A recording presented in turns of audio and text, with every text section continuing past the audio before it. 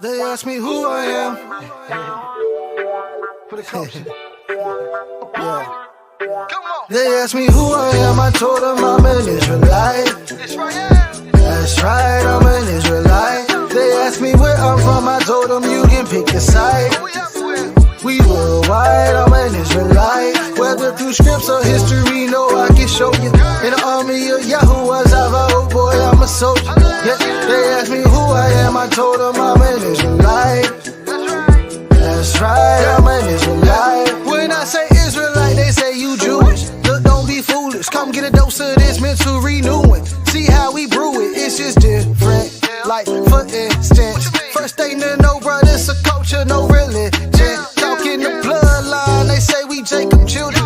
And yeah, that's a factor, but what really matter, how we living? Given that we gotta get Beseda, that mean in order. For that we got that Torah, some brothers we got Basora. Of course, and some don't believe, but that don't matter today. I ain't tryna throw no shade, as long as we all stay in the way. That 613, we coolin' like palm trees. A couple they got, you ain't a fam, know what I mean? They ask me who I am, I told them I'm an Israelite.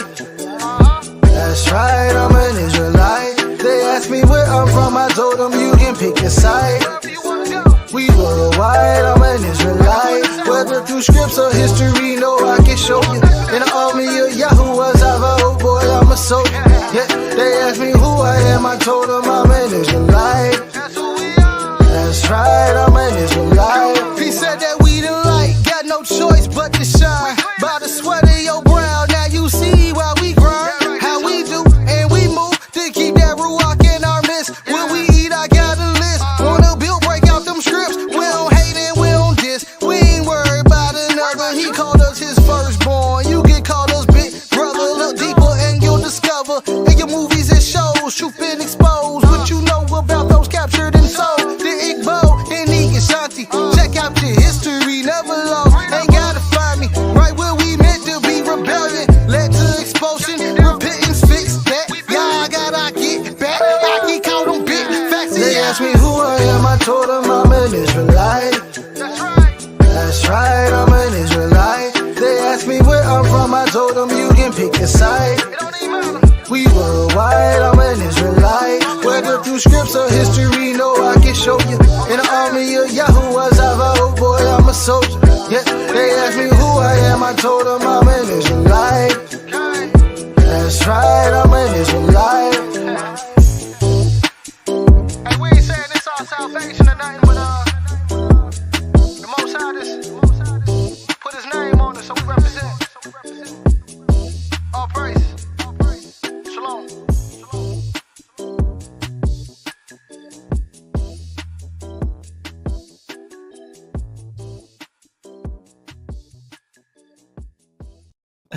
Shalom. Shalom, everyone. Welcome to another segment of YAH Conscience Radio, where if it's not YAH Conscious, it is not acceptable. ראשית, אנחנו רוצים לתת כבוד ושבח ליהוה אל עליון, אלוהי אברהם, יצחק ויעקב. First, we want to give honor and praise to he or it that causes us to exist or be, the most high power of Abraham, Isaac, and Jacob. Shalom, everyone. Shalom. Let me bring our Hot Sharon in. Shalom. Hallelujah. Man, I love that song. I had to make that song the anthem. Dawood did his thing. If you really listen to the lyrics, he bringing unity within Israel. If you listen to those lyrics, man, it's one of my favorite songs, man. One of my favorite songs. Shout out to Yehuda Gang. I will be posting some information that's going to be going down April 2nd. You all better make sure you all are there in Texas. But don't worry, I'll show you that later. How's everyone doing? How was your week? Are you rejuvenated right now? You know, we had a long day of work and things like that, but do you have some energy yet? I'm living for the Shabbat. Oh man, yeah.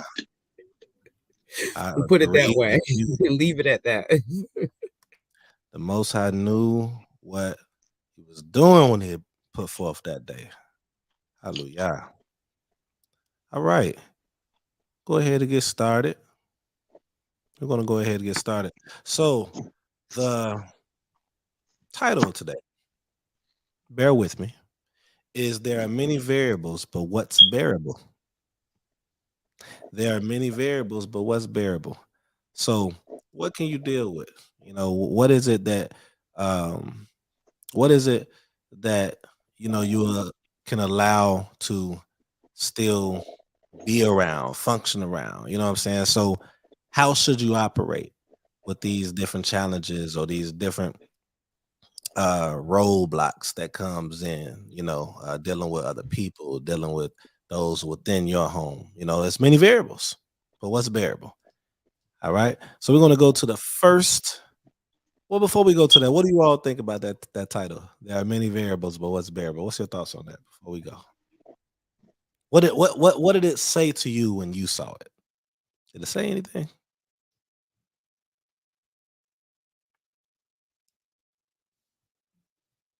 You all are muted if you are trying to speak.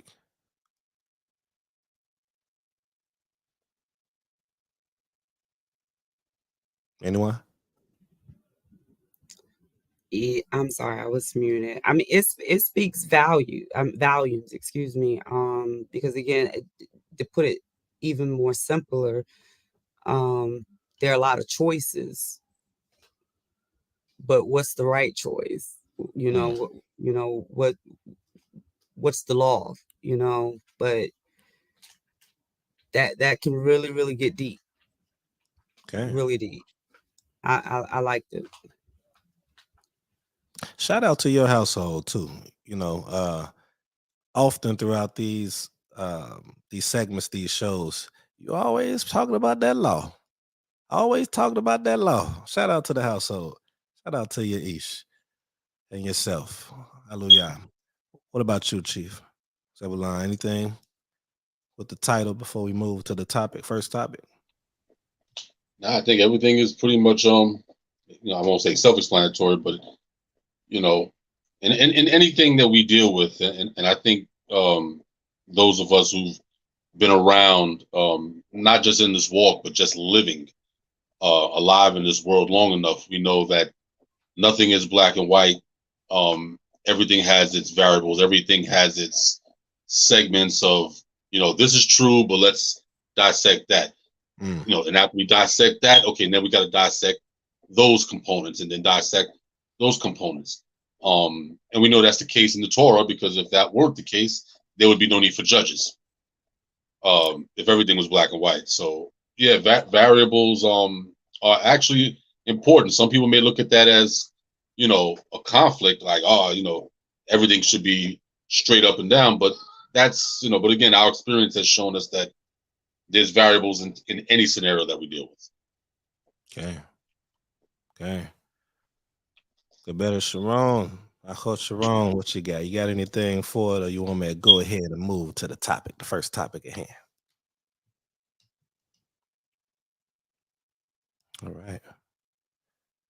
Hallelujah. Hallelujah. All right. First. Oh, there she is. Okay, all right. Let's I'm sorry, you caught me in the middle of trying to get settled right at this moment, but let's move on. Sounds good. Hallelujah. Hallelujah. Am I the only one that's not hearing her clearly? No, she was low. She was low, but I heard her. I got these headphones on. Okay. Yeah. She was just saying we could go ahead and move on, call her in the middle. Here we go. First topic. How do you promote national pride without provoking feelings of racism? How do you promote national pride without provoking feelings of racism? Before you all go ahead and answer that question, what I want to do is, for those that might be, those that might be listening or tuning in later or whatever the case might be, I want to bring up what national pride is. Let's go ahead and bring it up. All right, let's go ahead and bring it up. So, what does national pride mean? It says national pride is the positive effect that the public feels towards their country as a result, I think they spelled that wrong, of their national identity. It is both the pride or sense of esteem that a person has for one's nation and the pride or self-esteem that a person derives from one's national identity. I'm go ahead and keep that up just for a second. If you all want to like reference that as you answer your question. So again, how do you promote national pride without provoking feelings of racism? Gabriel, Kathy, what you got? Actually, I'm gonna unshare the screen. Alrighty. Okay. So I work my ish on this. Just some general topics, because why does it seem like when we're standing up for our culture, and even our belief, that we're deemed or either as racism. And I kind of don't like to use Black Lives Matter, because that kind of has a different platform, but just to put that kind of in the scenario, why do people get offensive when we have things culturally of our own? Why are we a threat? I don't think that is racism. I think it actually goes deeper than that. I think that's their title. But I think that they see us as being empowered, because we're stepping out of that realm that they want us to be in, that comfort zone that they want us to move in, think in, build our businesses on, and our lives on. We're becoming more independent. We're free in thought. And even if it's the Black pride or whatever the case may be, that still, for whatever reason, threaten people. But we, for over 400 years and still counting, we had to, socialize or be a part of the socialism of KKKs, or, working a job where, there's clearly racism, or, separation of color, and even sexism.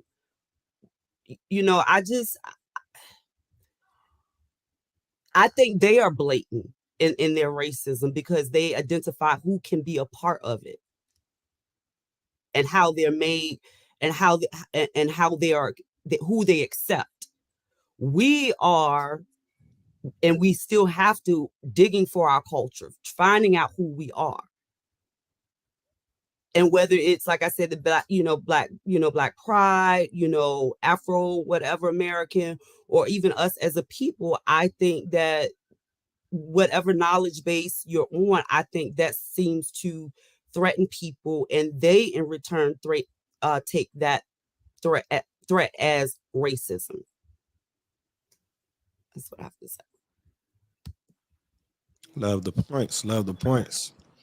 Hey, shalom, everyone. Oh, Moray, can we get that share screen again? okay. Bring that right up. I'll let you go ahead and take the floor since you spoke. Bring out your thoughts. Here we go. All right. Can you see it? Okay. All right. For those that might be tuning in that probably can't see, I'm going to go ahead and read it to you. Okay. And it says, national pride is the positive effect that the public feels towards their country as a result of their national identity. It is both the pride or sense of esteem that a person has for one's nation and the pride of or self-esteem that a person derives from one's national identity.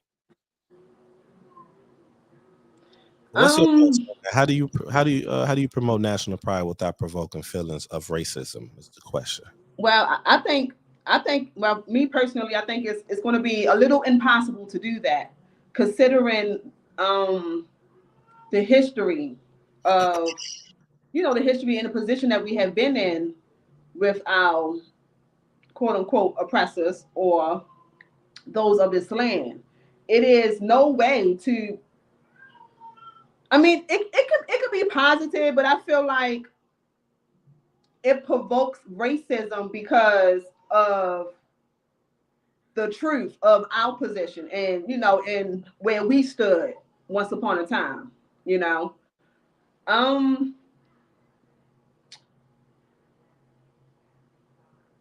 Do other cultures and other races have pride in their nation without provoking racism? Absolutely, I agree. Do we have that privilege to talk about and have pride about our nation and esteem about our culture without provoking racism? Absolutely not. I feel like the more, and I'm gonna say the reason why I feel like other cultures can provoke, can promote national pride without provoking racism is because they thrive in the same environment that they are promoting, where we're not really thriving when we promote our national.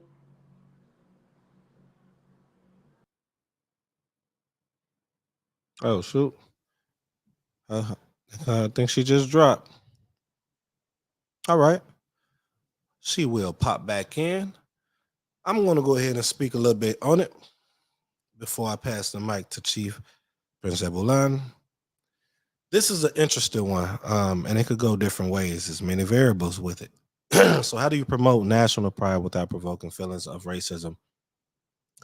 I believe that when it comes to us, it's a sense of they feel bad, for lack of a better word, some for what they did. Let me explain what I mean.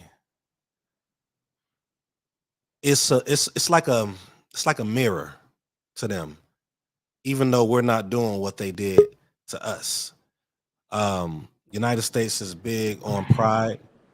It was big. It was built on slavery. It was built on oppressing others to get there, and they had a certain pride about them and about their people and about what they were doing. So when you see another group, the people that you were oppressing, doing the same thing, it's like a mirror. You're looking at yourself. So now you're calling us what you were, according to what everybody believes racist is or racism is.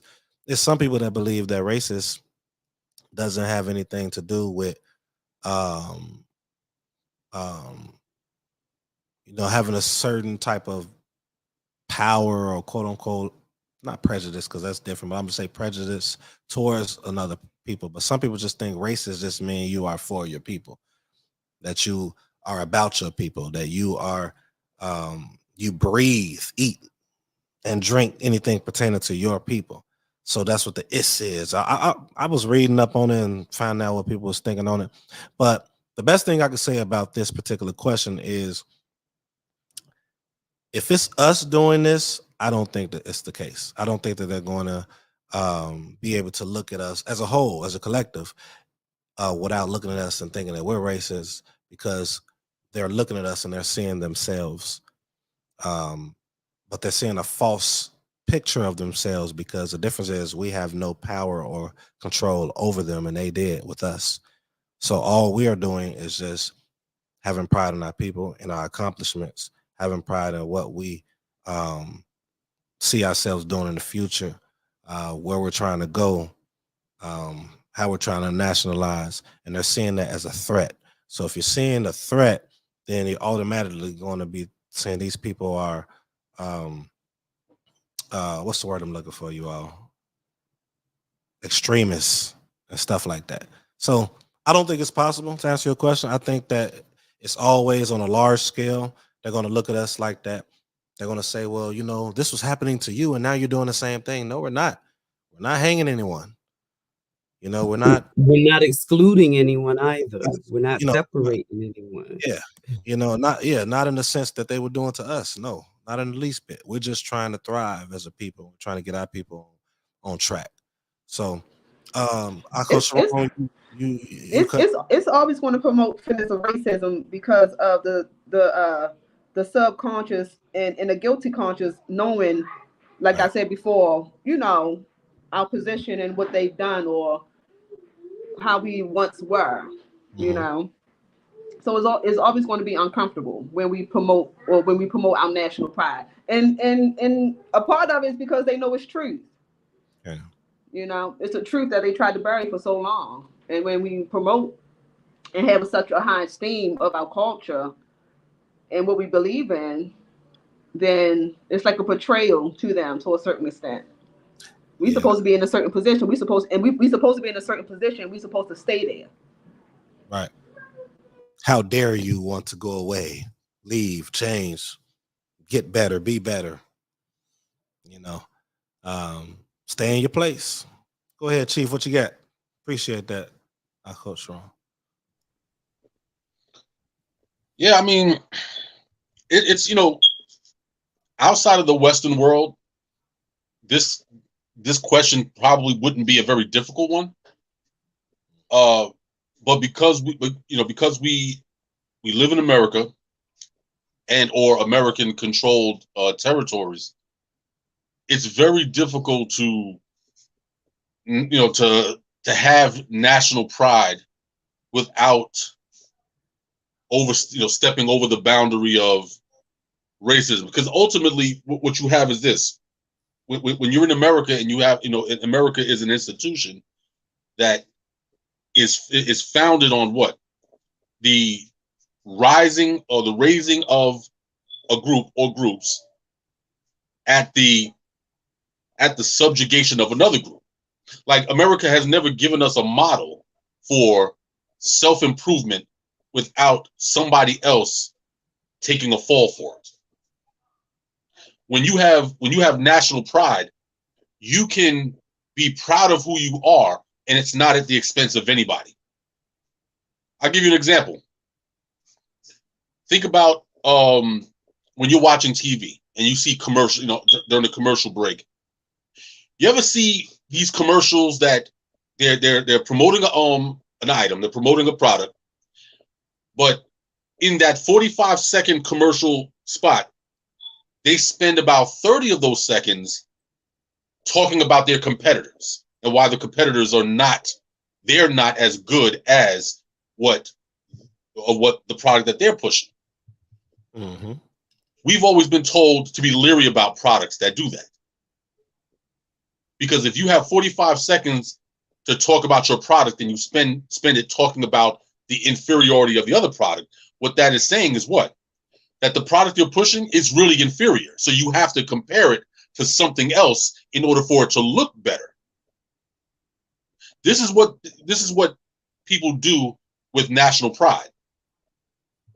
This is what eventually births racism, because racism is an institution that basically shows you an inferior group who happens to be in a socio-political position to wield a power over another group, but they themselves don't feel inferior. This is the reason why, like the sister said, the moment that another group says, hey, I'm proud to be black, or I'm happy to be so-and-so, whatever, they take it as what? They take it as an affront to their system. So the first thing that they start thinking is, oh, you don't like white people. Well, nobody said anything about white people. What we said was, I'm proud to be a Hebrew. Yeah. That's it. So my product, and in this case, if this is an advertisement, my product is being a Hebrew. I can be proud to be a Hebrew without mentioning anybody else. I don't have to talk about the Esau's and the white man's and the this group and the that group, whatever like that. I can simply state the fact that I am a Hebrew Israelite. I am proud of my ancestry with the good and the bads. I'm proud of the experiences that our people have had, and it has taught us valuable lessons, and it has put us in a position to where we can start climbing back to where we're supposed to be. And we can have that conversation without ever mentioning anybody else. But you can't do that from a racist standpoint. Racism can only exist if there is someone to subjugate. So it's a weird kind of pot of stew when you're dealing in the Western world, because it's almost impossible to speak about pride without it somehow being attached to racism, because this country has no experience outside the parameters of racism. It can't operate out of it. That's why when you leave America, and I think Malcolm X, he saw some things he didn't always understand what he was seeing. But one of the things that he noticed is that racism that we experience in America doesn't have the same vibe once you go out of the Western world. It's different. And he noticed that and says, well, wait a minute. Well, if racism is racism, how come it's not across the board? How come it doesn't carry over the same way? And, and again, because you're dealing with a country that was founded by who? That was founded by criminals, outcasts from England, outcasts from Ireland, outcasts from Spain and Portugal. All of the outcasts, everybody that could not survive and could not live in their own countries, the dregs of societies, they were all sent here. They were able to come over here. And what do you do when you take a group of criminals and you put them in a, in a small, tight area? They create a criminality. So the government that they have cannot operate outside of the level of, it can't operate outside of the paradigm of criminality, because this is all they've known. And so the laws that they establish in their governance of other people makes it necessary to subjugate everybody they come in contact with. And then criminalize you if you happen to say, well, wait a minute, I'm not an animal. I'm actually worth something. I'm a this, I'm a black person, I'm a whatever. And then they find it to be, it sounds like you're being racist. But that's what racist people always say to other people. You're racist. So it's a hodgepodge of stuff, man. It's a heavy subject. I love it. I love it. One of the things that stood out, and I believe I Coach Sharon, myself as well, maybe Gabetta Kathy as well, but and I think it's very important to really pin this, what was said, that you truly can't be a racist unless you have those that you're forcing to do things, or stripping them from their language, from their culture, from their customs, or whatever, and they can't do anything about it. You got to have some type of power over a group of people to be a true racist. And I'm talking about on a large scale. You know what I'm saying? So I thought that was an interesting point that you brought out.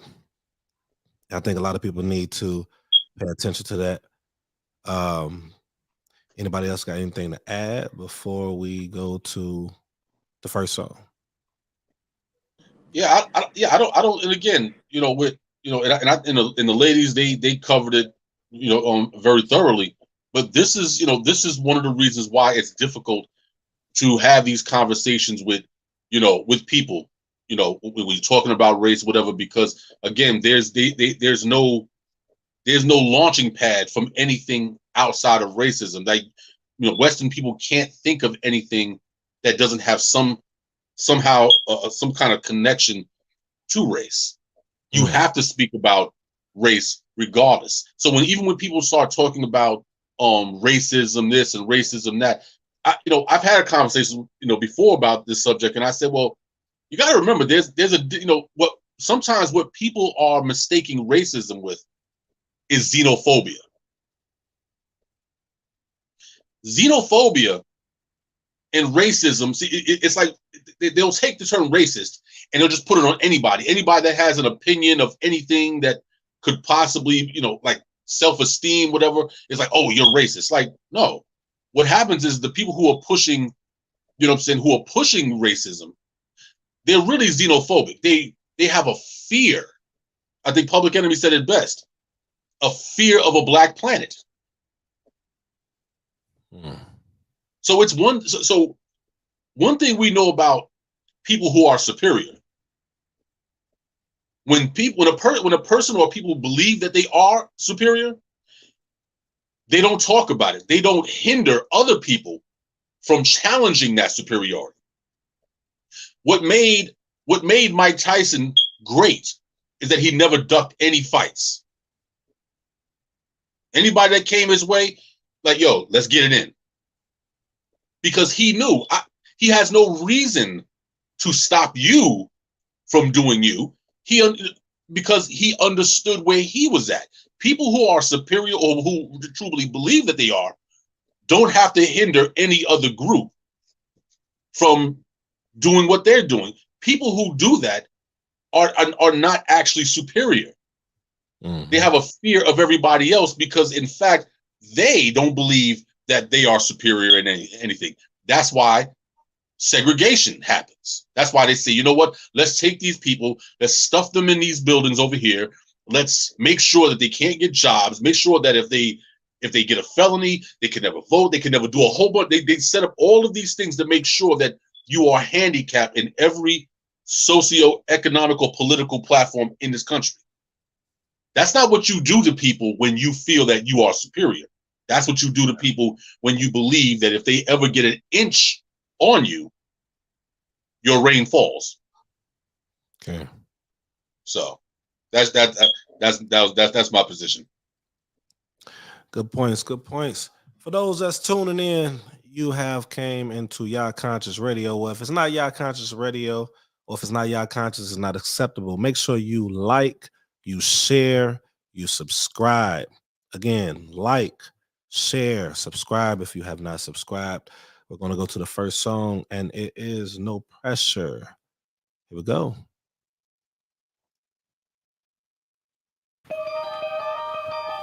They don't want to see me make it. They just want to see me aching. I ain't folding, I ain't breaking.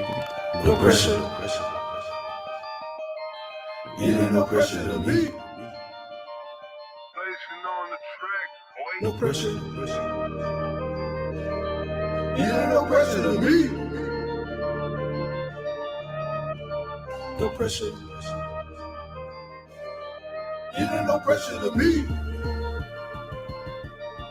You ain't no pressure to weight on my shoulders, back against the wall. I gotta show my sons the way that they should walk and make a way. I gotta make a way. I keep the healing, and they know it's safe to stay. Pray for me, somebody pray for me. I chose my walk, I'm gonna stick to it faithfully. Bossing the blazing, I've been bossing, saucing up. I've been down too long, and just ain't the way for me. Switch it up. I had to switch up an opportunity. They called me and I pick up. I fell down so many times I had to get up, regardless of how tough it get. I won't give up. I went searching for the light. I got lit up. I'm on top of Mount Sinai with my chin up. I'm learning how to fly. I had to get rid of the talkers. I'm with the walkers in the sprinter. No pressure to me, no resting for me. I'm being me, who you destined to be. I woke up, yeah, that's a blessing to me. If I take a loss, that's a lesson to me. Progression, I keep up guessing. I've been on go in a recession. I've been 100 since an adolescent. My son is my antidepressant. I ain't about the present. I'm going back to the east. What's a holiday? Going back to the feast. It's a cold war. I'm going back to the heat. If I go to war, I'm coming back with peace. Silverback going be straight up gorilla mode. You couldn't stop me when I was not in my zone. You can't break me like I made of silicone. Walking on water, boy, you cannot swim alone. Need floats to sit up on. I'm on another level. You can't stop me, my foot stay up on the pedal. When YAH made me, boy, it made me special. Adding faith with the work or made me successful. Nigga, take a look. What I'm willing to sacrifice ain't no measure. Got my guard up for devils, cause they gon' test you. I've been feeling the pain, now I feel the pressure. Got into it with a higher power, no pressure. No pressure, no pressure, no pressure. It ain't no pressure to me. No, no, no, no, no, no, no. No pressure. No pressure, no pressure, no pressure. It ain't no pressure to me. No pressure, no pressure, no pressure. No pressure, no pressure. Yeah. Full flow, no build up. I'm in motion like Mayim. Look at me. It took me a while, had to look and see all the brighter days right in front of me. The picture's more clearer, don't hand me no mirror. I look through the glasses, my vision is purer in HD.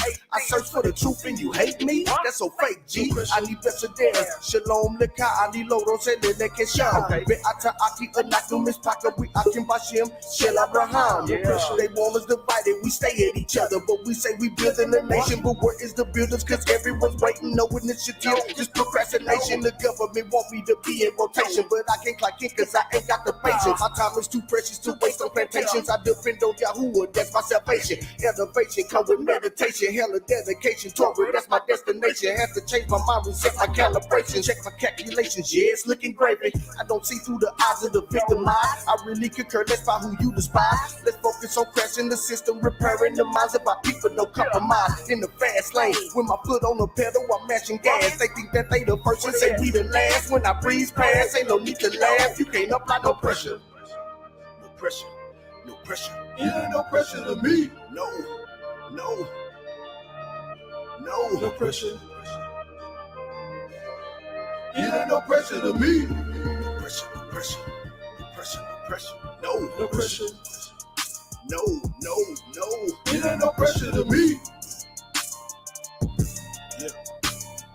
pressure. It ain't no pressure to me. No pressure, no pressure, no pressure. It ain't no pressure to me. Yes, sir. This was Yehudi Gang. You had more Ethan and more Maccabee. No pressure. One of my favorite songs, two of my favorite artists. Make sure you all be prepared what I'm going to share later. I'm going to share a flyer. It's a big event, a Brew Year Bash, April 2nd. And we'll have the details. For those that's tuning in, this is YAH Conscience Radio. Well, if it's not YAH Conscience, it is not acceptable. So we've been talking about racism and how national pride can be looked at as racist to those that were racist to us first. And the panelists brought forth some great information, some great thoughts, great dialogue. So let's go ahead and go on to the next topic.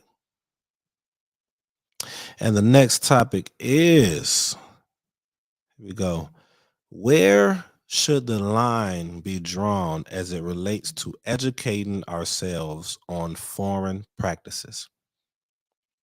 Read it again. Where should the line be drawn as it relates to educating ourselves on foreign practices? It's a part 2 question. Should ignorance to their practices offer better security than having knowledge? So let's start with the first part. Where should the line be drawn as it relates to educating ourselves on foreign practices? Geberit or Achot Sharon, what do you have with that one? Just the first part to start. I'm always rhyming.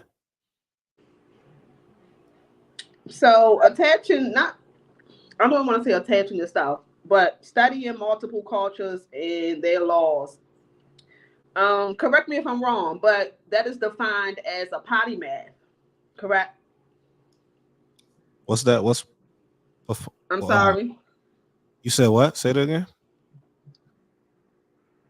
I feel like in order to talk, I gotta. No. We heard you. I didn't hear what you screen asked. on, because when I turn my screen off, when I turn my screen on, I'm putting my phone on my tripod, but you guys can't hear me accurately, so I have to turn my screen off to be all up in the camera in the face like this. But to answer your question, where should the line be drawn as it relates to educating ourselves on foreign practices? I don't think it should be a line drawn. I don't think so. I think it's important for you to educate yourself on foreign practices just so you can validate the Torah even more. Yeah. I think it's very beneficial educating yourself on foreign practices just so you can kind of adapt intellectually, to your environment, or just had an understanding, just to gain an understanding of other cultures. So you will know your limitations and you will know your boundaries. Geez, let me slow down. Educating yourself is really not pertaining to foreign practices. So it's a difference between educating yourself and actually pertaining yourself to that foreign practice. Okay. Should ignorance to their practices offer better security than having knowledge? Expound on that more for me, Moray. Expound on that second sentence, that second question for me. So my assumption to the question, because I didn't write it, but my assumption is, it's kind of like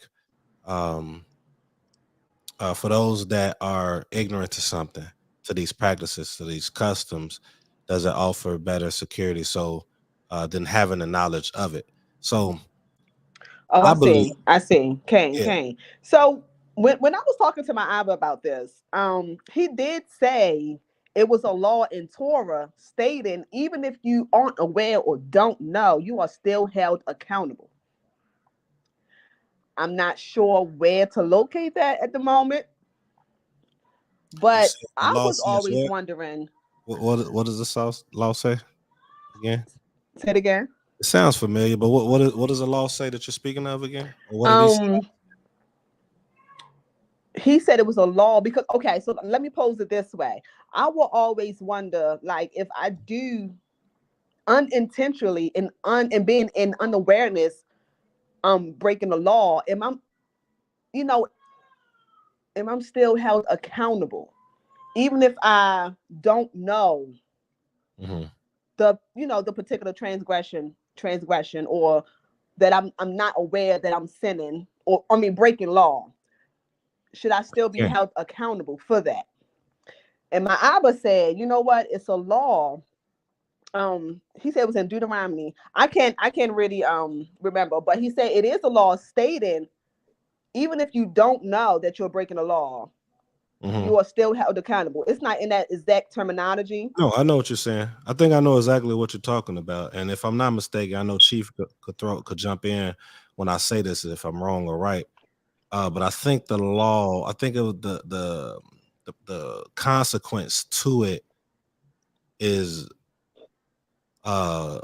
lesser, but you do have to you got to make. Let me go to it. Let me find it. I know exactly which one you're talking about. I think Chief, do you know the exact script that she's speaking of? Kane, that's the entire chapter of the entire chapter 4 of YAH or Leviticus. Let's go to it real quick. Let's go to it. Read the book. Read the book. All right, so YAH or Leviticus, chapter 4. You said, right? Because I do. Yeah, it's really the entire chapter, but you can really start at verse 1, whatever.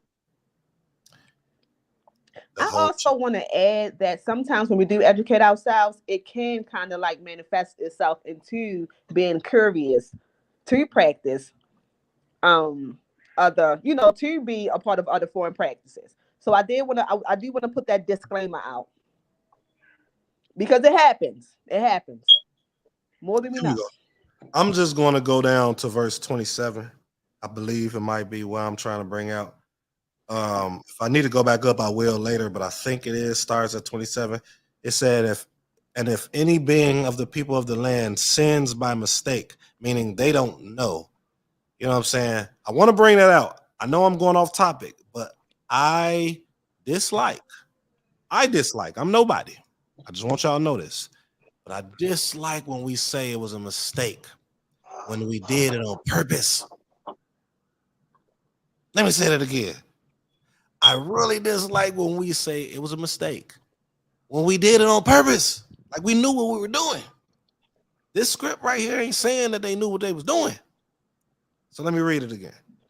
And if any being of the people of the land sins by mistake, by doing against any of the commands of YAH or YAH, which are not to be done, and shall be guilty for the mistake, or if his sin which he has sinned shall be made known to him, meaning he did not know, then he shall bring as his offering a female goat, a perfect one, for his sin which he has sinned.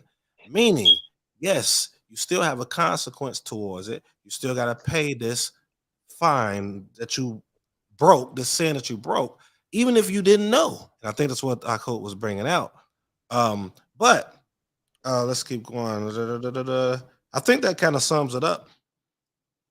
So what I was trying to say when I was bringing it out before I asked Chief is like, yeah, a sin is a sin. You're still going to be accounted for if you are the people of the book, if you're the people of this literature, if you are people of the land.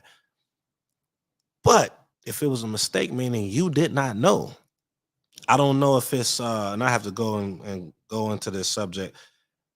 I don't know if you would be held the same accountability as someone that knew, because they just made a law or something in place for somebody who did not know. So that lets me know that it's a separate consequence.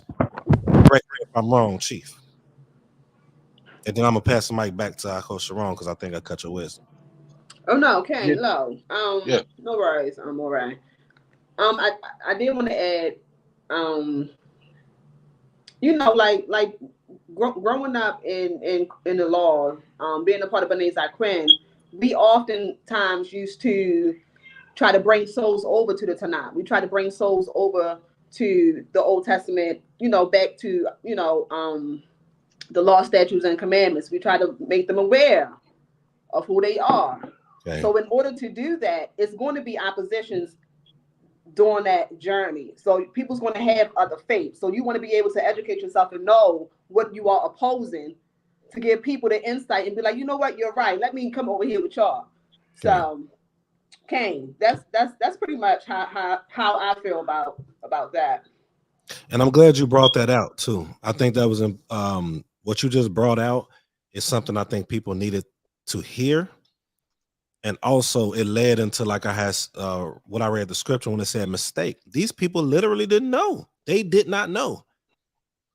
But the law still is in place. So you know what? You didn't know. But this, let me simplify for those that's watching. If you got a child, if you got 2 children, you gave this child a specific commandment, a law to your house. Oh, they know. Oh, they gonna get that consequence, right?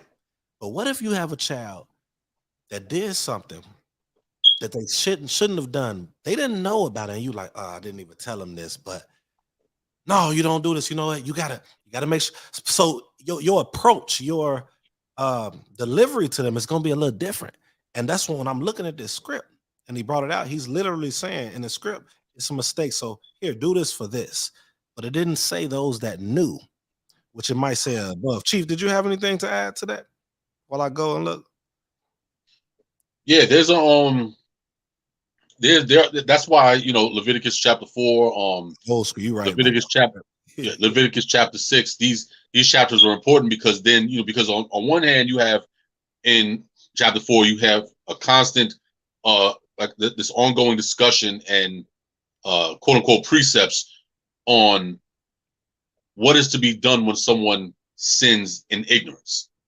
Mm-hmm. But then elsewhere in the Tanakh, especially I believe in Leviticus 6, it talks about individuals, and also I think in Book of Numbers, it talks about those who sin with a high hand. Mm-hmm. So there's a distinction between those who sin, who sin out of ignorance, meaning that it wasn't their intent, but they were ignorant. They did what they did, but it wasn't their intent to go against the covenant. Whereas those who sin with a high hand, their attitude is, hey, law says what it says, doesn't matter, I'm still going to do me. Okay. And so when you look at the level of the punishment for someone who sins in ignorance is not even a punishment. It's them making what? Restitution. Offer up this bullock. Offer up these pigeons. Offer whatever like that, to just so that there's an understanding, so that the people understand that even in ignorance, the law is still the law, and this will also teach you going forward to be more circumspect in how you go about in your daily life. That's right. So there is a distinction made, those who sin out of ignorance and those who, and this is one of the cases where I love where the KJV uses the term where it says those who sin with a high hand. So I always thought that was hilarious, that terminology. But yeah. Hallelujah. Better Kathy, what do you have for this? Let me pull it back up for you. What do you have? Where should the line be drawn as it relates to educating ourselves on foreign practices? Should ignorance to their practices offer better security than having knowledge? So for the first question, I'm in agreement with Sister Sharon. I don't think that there should be any lines drawn in regards to understanding, getting yourself educated. Okay. Mm-hmm. Reason being, there's a lot of aspects about it when we were discussing this in our household. Number one, if you run a business and your product is coming, from abroad, you need to know about, the increase in your exchange and the cost of how much it's going to cost for your product to get ported in. That's going to be an effect on your pocket and could very well affect your consumer's pocket. But not only from a foreign practice aspect, but just here, so that we know that who we're dealing with, what we're dealing with. Because even though we have a level of understanding, we talk and we deal with a variety of people, as Sister Sharon said, and you have to have some certain level of knowledge to be able to have a two-way dialogue. It can't be just your point of view, because you have to at least get, like I said, some level of understanding, not that you believe it, but understanding to counteract that. And I hate using that word, but let's go back to, having a two-way dialogue.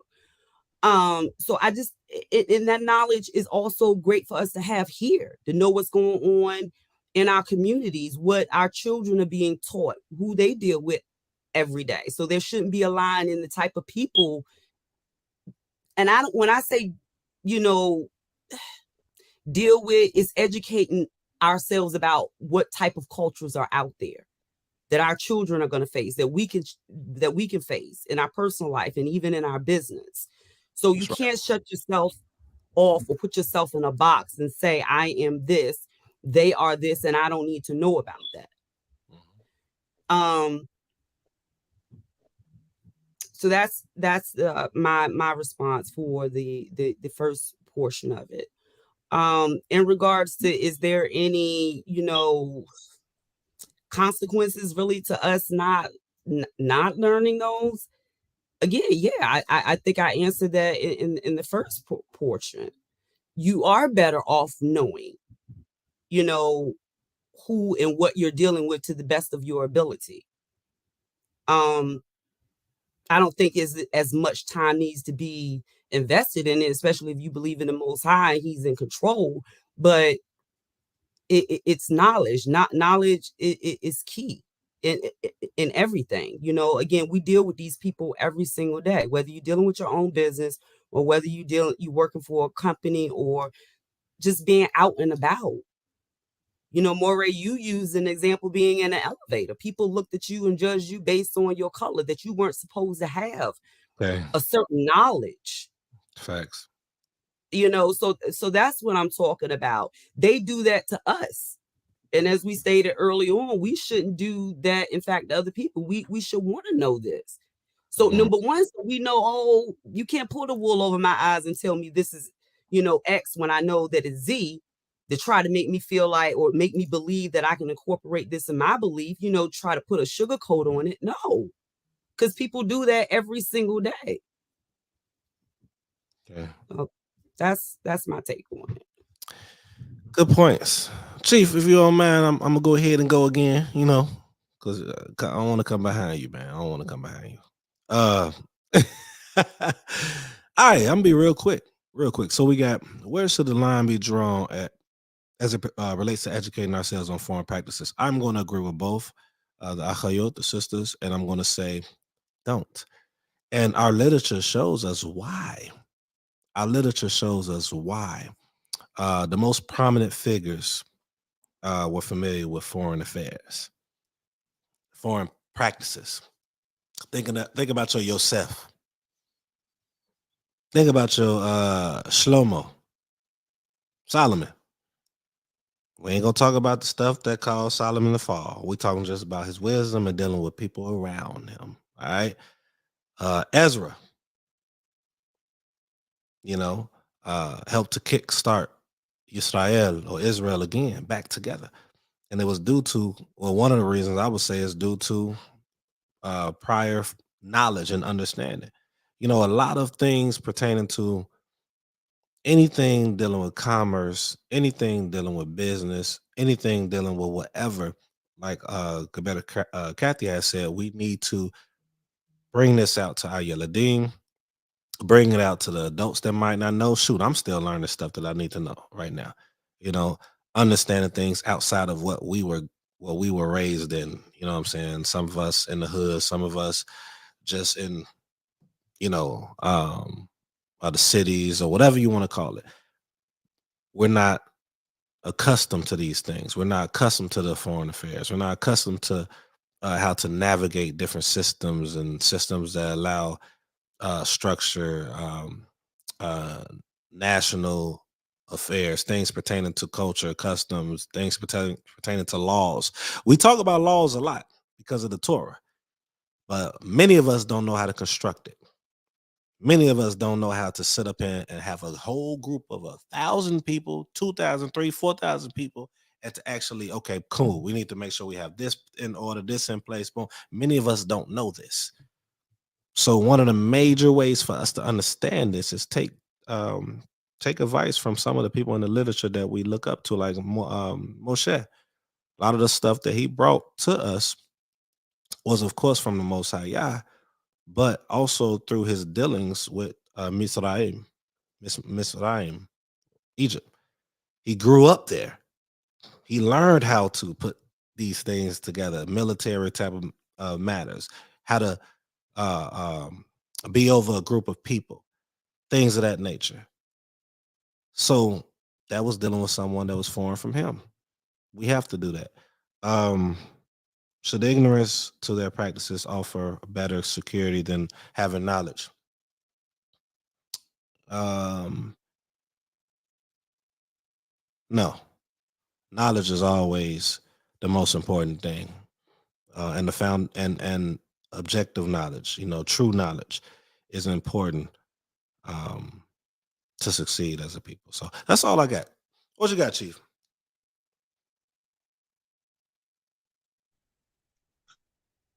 Yeah, I agree.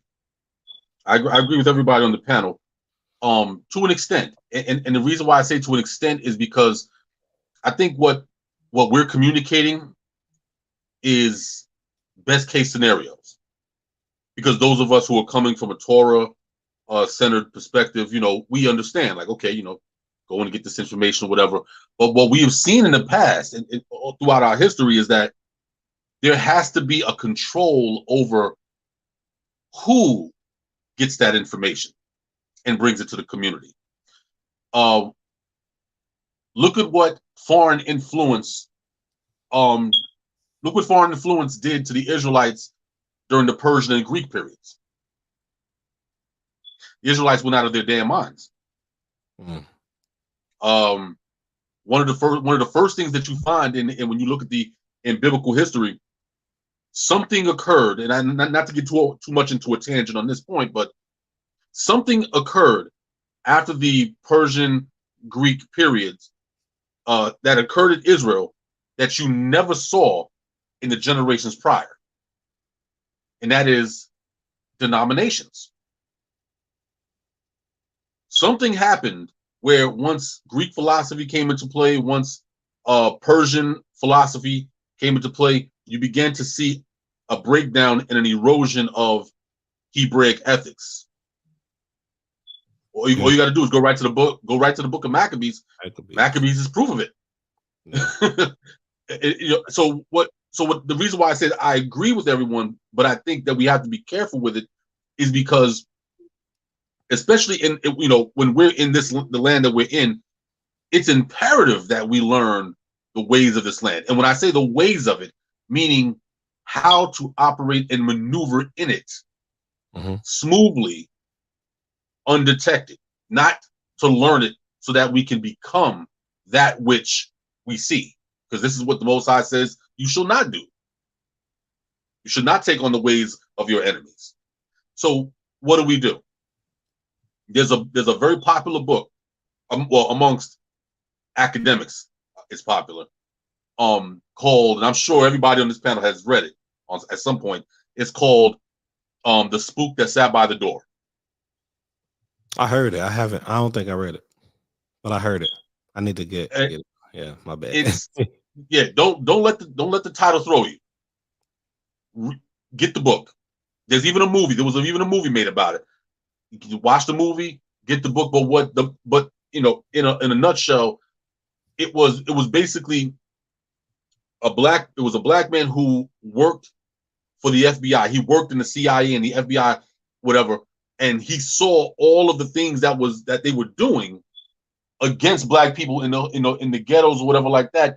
He understood. He was like, "Yo, this is insane." So what he did was he continued to move like an agent in the agency, learned everything that he could learn, got everything from them, all of their intel, all of their tactics that they used, and he brought it back to the people of his community and then taught them, like, yo, listen, this is what they're trying to do to you. This is what they're trying to do to us as a people. So he went out in a sense as a spy, got all of the information, and he brought it back to the community, and he funneled it back into like a lot of the Black power movement organizations, the Black Panthers, the Black Stone Rangers, all of these groups. Even there was some even Hebrew Israelite groups that benefited from this intel. And I think this is what we need to be approaching this information from that perspective, in a sense of saying, you know what, we need to send individuals. And let me not take credit for this, because Ben Ami has been speaking about this. Well, when he was alive, he's been speaking about it for decades, and that is the worst thing that you can do amongst your enemy is to show yourself as an enemy to them. It's the worst thing you can do. You don't want to show yourself as the enemy. What you want to do is you want to be able to infiltrate. You want to be able to go into these sectors and learn this, learn that, and then be able to take that information, bring it back to your community, and then teach it to them the way that it needs to be taught, so that they can utilize it when they go out into society and they can be wise in their movements. What's the elder? The elder Rudolph R. Winsor, who wrote From Babylon to Timbuktu. Mm-hmm. At a time when, I mean, we're talking about 1969 when he published his book. The stuff that he was putting out was incredible. But if you look at the first couple of pages of that book, look at the people who he's thanking. He moved in a very smooth way and got himself. He put himself in a position where he was able to go into all of these Jewish yeshivas, go into all of these Jewish academic places where he can dig up all of the information that they've been holding. Now, if he would have came to them as a Hebrew Israelite, they would have shut the door on him. Yeah. But he came as a Black Jew. Yep. And they were like, oh, you're a Jew. Yeah. Shalom. And they were able to, they allowed him carte blanche. They let him go in and get all of the documentation about who the Israelites are, them coming out of West Africa, all of this incredible stuff that we now take for granted. But this was groundbreaking stuff in the 60s. And he was able to do it wisely, saying, you know what, I'm going to go in and I'm going to get everything I can get out of this situation. And then when I get it, I can come back to my community and I can teach it the right way. So that's what I say. I agree with everybody, but the line that I would draw is that we have to be careful who we allow to go and get the information and who we're allowing to come in and teach it to us. Because it has to be taught to us in a way that it's going to benefit us as we move to and fro, and not be taught in a way where we become the very thing that we're against. So we have to be careful with it. But I agree, as long as you're in this land, it doesn't make any sense for you not to know all of the inner workings of this land. Now, if you plan on going to Liberia, if you plan on going to West Africa somewhere or anywhere else, well, then it doesn't matter. Then learning any of this stuff here doesn't matter. But as long as you live here, it would behoove you to know all of the rules and regulations and how these people govern you. Everything from city to state to federal. You have to. Otherwise, well, you know what happens when you don't know. Okay. Hey, anybody else got anything to add at all? Let me know. All right. Go ahead and go to the next song. For those that's tuning in, again, welcome to YAH Conscience Radio. Well, if it's not YAH Conscience, it's not acceptable. Please like, share, and subscribe. Get this information out there. You know, we're going to be talking about a lot of topics dealing with our people, so-called Black people, and ways to help us to thrive and just get back on one accord.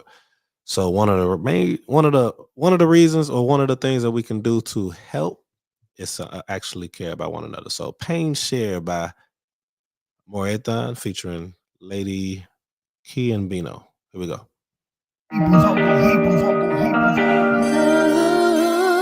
Yeah.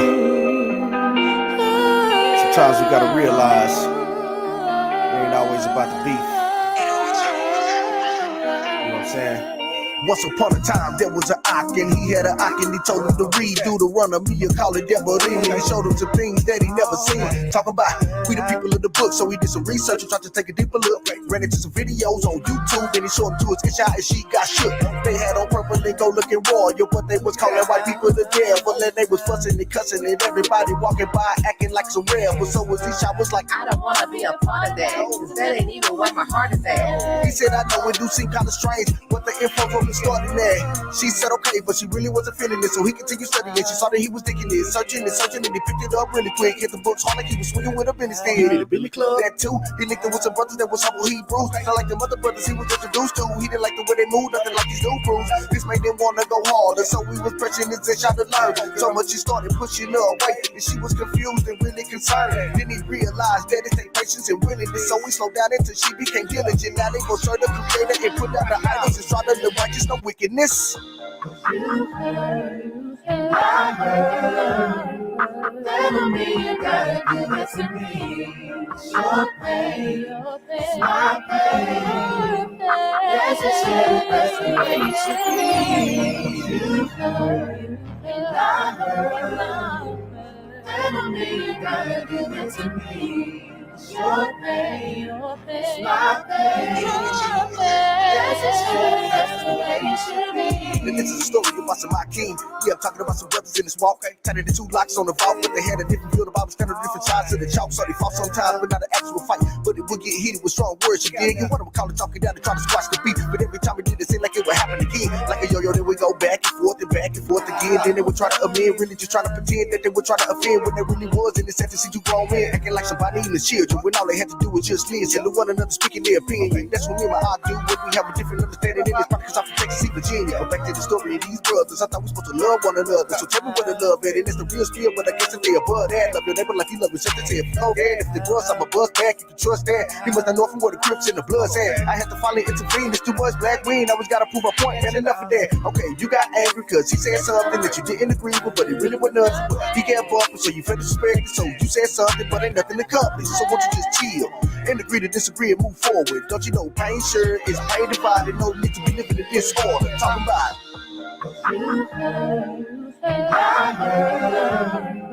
Tell me you gotta give it to me. Your pain, my pain. Yes, it's true, that's the way it should be. You tell me you gotta give it to me. Your pain, my pain. Yes, it's true, that's the way it should be. Okay, let me paint a picture and make sure it's vivid. Close your eyes, meditate, and just listen to the scenario given. Let's speak on the topic of leadership. Some of them spit they good game like our dealerships. Make you reevaluate your life really quick. Slick as a serpent and sharp as a needle tip. They don't want to listen to counsel. They only answer to themselves. I tell you, some people are a handful, but swear that the only real ones left. That I cannot act like it ain't no righteous leaders. Real truth seekers following the Torah. I know some that shine like menorahs, but let's just be real and some that's wicked inside of the moral. What we need here is some order. Set up some judges, it'll be better for us. Make sure they straight the whole nation support us. Build a foundation, you watch, I'm the mortar that cement. When we come together, put down the differences, we'll see all the BS that we can prevent. End up fellowship in the event. Don't it feel good to show love in that case? Okay, you say you Messianic, and I say I'm Torah-centered. So tell me what's the difference? There was a whole lot of messiahs, and we all should be following Torah, because that is the mission. Fit Elohim, they guard his commands. That's the whole duty of man. Stick to the plan, keep our example in there. We can rise up once again, man.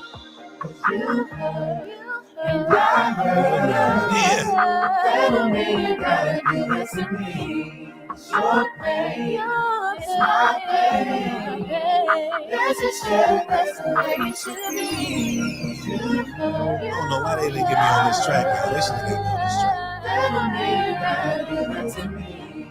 Your pain, my pain. Yes, it's true, that's the way it should be.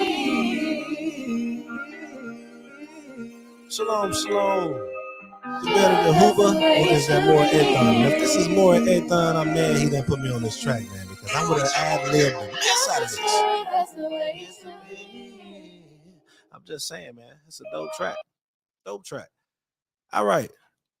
For those that's tuning in right now, welcome back to YAH Conscience Radio. If it's not YAH Conscience, it is not acceptable. And if that is more Ethan, I do not like you for not putting me on that track. Hey man, I'm sitting up here. I don't know if you all heard me. I don't know if I was muted or what, but that track, man. Oh, it's both of them. Shalom, shalom. Beautiful couple. You know what I'm saying? I will be showcasing April 2nd to everybody in a minute. Brew Year Bash. Let me say that again. Brew Year Bash. And I hope everyone here joins, because it will be great music, food, a lot of stuff. We got an after party, all that good stuff. Let's go ahead with the last topic, I believe. Last topic. For those that's tuning in, make sure you tune back from the beginning so you can see what we've been speaking on.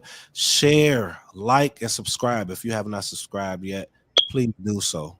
And once a week, just share the platform, man. We got to grow so we could get these topics out there, get this dialogue, because we need this within our community. All right, last topic. It says, when should it be okay for this is a deep one. I had to pause on this one. When should it be okay for a child to express concerns of a parent's practices? Never! I'm playing. If the parent seemingly makes an irrational decision, i.e. emotion versus logic, is it disrespectful to be in disagreement? So it's a 3-part question. What examples can you offer when it's okay to draw the line? All right, so let's do piece by piece. First one being, when should it be okay for a child to express concerns of a parent's practices? Let's start there. Chief Zabulon, Chief Prince Zabulon, we're gonna have you go first. And I know when I did that, Akho Sharon just frowned at me like, no, why? Let him go last. No, I have no problem with going last. It gives me time I'm really interested in hearing his opinion. I'm really excited about this question. Hey, that's why I put him out there. Go ahead, Chief. We playing with you, kind of. Yeah, I know. Yeah, y'all are something else. Hey, for those that's tuning in, we say that because Chief is an encyclopedia, man. He's an encyclopedia of the modern world and the Hebrew world. Just saying. Go ahead, Chief. You got it. I appreciate the exaggeration, but yeah, yeah. I think my answer is pretty simple, and that is, I think that a child voicing his opinion or his disagreement, I think the cutoff or the line is the difference between when a child, well, not the difference, but when a child becomes a man or a woman. So let's say in the case of a male, 12, 13 years old, if we're going from the culture, that is when a boy now becomes legally or lawfully able to hold his own in Torah. That's when his opinion. Chief, is that perkable? Absolutely. That's when and same thing with a young girl. When a young girl, in ancient culture, when a young girl goes through her goes through the rites of passage, in Torah, I think what in Pirkei Avot it says that at 5 years of age, the child is supposed to have already been learning the Torah. Okay. By 10, these things should already be mastered. Their understanding of Torah should already be crystal. So by the time they're 12, 13, this is where they do the so-called, well, modern day, they call it, the bar mitzvah, whatever. But this is the rites of passage for males and females. When they get to that age, that is when what they have to say actually holds weight, because now they can say, I disagree with you. And why I disagree with you is according to Torah. Let's go pull the book. Chief, before you go, can you please hold where you was going? I got a question for you, but I want you to continue what you're saying. Okay. A lot of people are gonna get mad at me when I say this. Okay. a lot of people. Please do not forget what you was about to go to. But you brought up book, which is Ethics of the Fathers. It wasn't until I read the Ethics of the Fathers when a lot of stuff got revealed to me. I mean, a lot. You know, y'all know how I feel about the Tanakh and the New Testament. You know, I'm a student of the literature, kind of like Chief, student of the literature. So I like a lot of some of the things that's brought out within the New, dealing with a lot of family stuff, man and woman alike.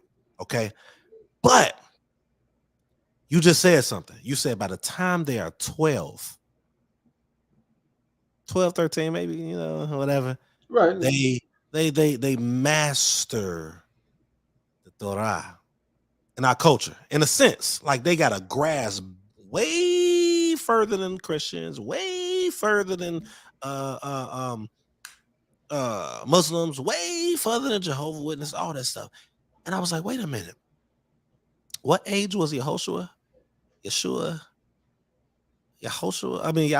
when they said that when they were so at all at what he knew, the very age that you're saying. Then when we start thinking of like how children operate, some are smarter, quote unquote. I ain't trying to say smarter or, you know, but some are more advanced quicker than others. Mm-hmm. So I wanted to put that out there because when I grew up as a Christian, my father's a pastor and everything, like that was a big deal. Like, see, he was 12, he was talking with the elders. Well, if you knew the culture, by 12, they would have had most pastors in 2022 looking like infants. Mm-hmm. In our culture. Go ahead, Chief. Correct me if I'm wrong, and then go ahead and proceed, please. Sluckly. No, that's and that's now when we say that. Okay. He about to get me. No. When we say that, we're, you know, because I don't want anybody who's listening to us to misunderstand what I'm trying to say. Right. Okay. We're not saying that any and every 12 and 13-year-old has the right to tell their parent, hey, you're off. No. because most 12, 13-year-olds operate, because of the way they're being raised, they operate as if they're 5-year-olds. Okay. That's why the reason why by the time they get to 19 and 20, they're still operating like as if they're 14. Because they haven't been trained with a certain understanding and a certain with certain intellect, that they haven't been given these tools. Our ancestors laid down criteria that this is how you raise your children. By the age of 5, this is what they're supposed to know. By the age of 10, this is what they're supposed to know. They say by the age of 12 and 13, it says is the age of the fulfillment of the law. That means that at age 12, 13, they are clear on the rudimentary principles of Torah.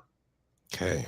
And they're able to now make functional and logical decisions based on the book, based on what they have received. So now if there is a disagreement that they have with their parents, the disagreement will be in righteousness. That's number one. Hallelujah. It ain't going to be like, oh, you can't tell me that, like how we see a lot of our children today operate. No, they're going to come from the perspective of and they're going to be respectful because I don't. Good bad. Right. They're going to be respectful because they also, regardless of what they think they know or what they know, they're always cognizant of what commandment number 5. Honor your father and mother so that your days may be prolonged. So there's an understanding of honor when they come to approach them with a disagreement. And they're going to say, Abba, respectfully, I don't know if I agree with X, Y, Z, and I'd like to offer my reasons as to why. And of course, the father's going to be like, Cain, let me hear that. He gonna smile just like that. He wants it. It'll be the same thing. It'll be the same thing with, I'm saying, when you're dealing with, a mother, the daughter, and the daughter might come to her, whatever, and come respectfully and say, Ema, listen, I heard you say X, Y, Z. I don't really know how I should take this X, Y, Z, but what I would like to do is explain where I'm at, and I like to get your feedback. And so there's a respect that has been ingrained, in the children, how our ancestors laid it out. And this is why they laid it out that way. So that by the age of 12 and 13, you're dealing with, for all intent and purposes, you're dealing with adults at that age. This is the reason why they married earlier back then. 13-year-old girl would marry a 13-year-old boy, but because they're not girls and boys anymore, they are intellectually, they are now adults. They are, they've evolved because they've been taught from age 1, age 2. They've been constantly pushed. And that's why our ancestors, they moved the way they moved. So that's the culture of it. To what extent we can use that in let's just say in just standard African American interactions with children, I don't know. That might not work, because there's a lot of missing parts, missing cogs to that particular machine. But from an African American standpoint, no, I would say, yeah. You'd have to probably give them a 5 or 6 year curve on their age. So it's like, okay, rather than 12, maybe we can have that discussion when they're 16, 16, 17. Then what they say may have some, because there's a little bit more maturity there. Okay. But again, that's why I had to put that disclaimer, because I don't want people thinking that the standard, African American experience will allow the 12 or 13-year-old to be able to check their parents on something, because that's a different dynamic. Okay. Excellent. I love how you brought, man. And I love the fact that you brought out, hold on, y'all gotta wait for 1 second. I'm gonna do this for everybody. If y'all got anything, I know I hooked Sharon, she doing a lot of good stuff, so we're gonna be doing this throughout the platforms. So I gotta share this, y'all. I have to share this. Bear with me, you all. Hold on. I want to bring this out. He brought out Bearable, which is Ethics of the Fathers. And I want to show y'all something, man. Show y'all something right now. Can y'all see it? Boom! Disregard the guy. Y'all see that? Bearable 2 and 4. Oh, okay. Right? Is there any way you can zoom it? It probably is. Hold on. No, no worries. I got it. No, I'm about to do it right now because you said it. But it's different colors. I do want to say I got different colors, right? Oh, you see how I say Bearable? It's 2 or 4. On the side, I forgot what verse, but it's in Ecclesiasticus. I'm gonna try to pull it up and I can't even zoom back out. But Bearable 2 and 4 is, do not separate yourself from the community. You should not separate yourself from the community. And it's a reason why. We ain't gonna get into that now, but I did want to share this because there's a couple more things I'm gonna share. It's one of the shirts I got, man. I'm putting out there for y'all. All right, here we go. The better Kathy, what you got?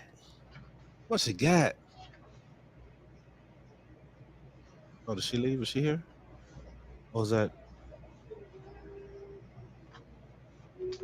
Oh, there she is. Are you there? I'll go ahead and speak. I'll wait for the machine to be ready. Are you available?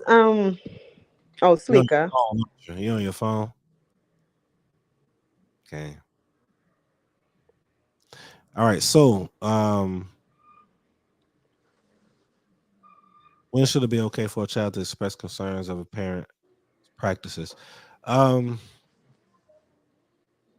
believe that I'm in agreement with Chief Prezebulan with the age pertaining to the culture, but when it has to do with those within modern society, even those within our culture that's not that's not saturated within the culture. Meaning, I don't want to use this term and kind of offend anybody, but I'm gonna say it like individualites. Individual that Individualites. What that you mean by that? they okay, cool. So individualites are, this is my opinion, matter of fact, those that dislike community, those that identify with Israelite but dislike the community, um not too big on cultural. Now there are some that are into the culture but just haven't found a group of individuals to partake the culture with. I'm not talking about them. I'm not talking about anyone who actually appreciates, understands, and desires the culture, the customs of the Tanakh. Not talking about that. But individualites are those that do not like accountability, those that speak on camps and things pertaining to that might never have been to it, so don't know the ins and outs. Um, those that might not have any sisterhood or brotherhood with other Israelites that wants to, like I said before, operate within accountability. So it's not anyone that might have, say if they have like online congregations. I know that sounds weird for some people like Gaber Sharon and Chief Prince Ebulan, because they was actually in the brick and mortar. And I think that Gaber Kathy, you know, your household might be as well. I'm not sure. But those that are still within that type of foundation, but just not brick and mortar, I'm not talking about them. So individualites are those that are just doing everything on their own. Period. To answer your question, did I answer it? King. Right. So kind of lost my train of thought. So when should it be okay for a child to express concerns of parents' practices? I would say that probably when they're adults, not while they're in their teens, before teens, those that are not operating within the culture. It's going to be a little tough or more tough for them to give sound advice, even sound questions in regards to the practices if they are saturated within modern society on a large scale or most of their journey or life. It's going to be a little harder for them to give sound advice, thoughts, or comments pertaining to the practices because they aren't fully invested in the practices. That's the point I'm trying to make. Sorry it took me so long to get there. If the parent seemingly makes an irrational decision, emotion versus logic, is it disrespectful to be in disagreement? I would say no, because that's kind of a different topic for me, subject, because I believe that when it comes to culture and practices, it's a whole different ball game. I put a post up yesterday when I said something about titles. Titles pertaining to culture, Hebraic culture specifically, is a little different than titles pertaining to, like, I work as a supervisor at Chick-fil-A. So when you're talking about emotion versus logic, I believe that even within modern society, you do have those that are wise when it comes to emotion versus logic. So I think they can probably see something that's irrational depending on their level of competency. What examples can you offer when it's okay to draw the line? I think not more. Well, you are more as well, but Chief Prince Ebulan made it perfectly clear as far as the drawing the line in his example. So I won't be the dead horse, in my opinion. With that, I yield. I want to pass the mic. Gaber, Kathy, did you go yet? I don't think you went, right? I'm passing the mic to you. Toda. This question is really, really personal for me. Reason being, I have 7 children total, 3 of which were not brought up in the Torah, 4 of which were. So I as a parent, I was wondering, you know, where's my stopper? You know, I can't reinvent the wheel or turn back the hands of time, but what can I do moving forward for my children that were not brought up in the Torah, and also to continue to be that positive influence on the children that were brought up in the Torah. So that's why that first question was really, really important for me. I think it's very important, and this is really more so personal for me because I grew up in a household where a child wasn't allowed to be heard. It was a do as I say type of situation. And to a certain degree, that's okay, but that also can be dangerous because, again, if you have things that are going on with your child, whether they are male or female, that child needs to be able to express those concerns. Okay. So I think that far as me as a parent, I have had to learn how to deal with my children in their communicative ways differently. Again, Torah, non-Torah. But there's one line that you're not going to cross, and that's disrespecting me. That's understandable. I don't care where you're from, what understanding you have. You're not going to do that. And that was installed in them early on. So if you can present your case in a respectable way, I believe I should be able to have all sorts of conversation with my children. Again, because I came up in that era, you too young, you shouldn't be thinking about this. You're suppressing our children's growth and their understanding when you're trying to put them in a box and say that if you're at this age, you shouldn't be thinking about this or you shouldn't be worried about this. If they bring it to you, address it. If it needs to be something that puts on the shelf, address it. Let them know that and make sure they understand why.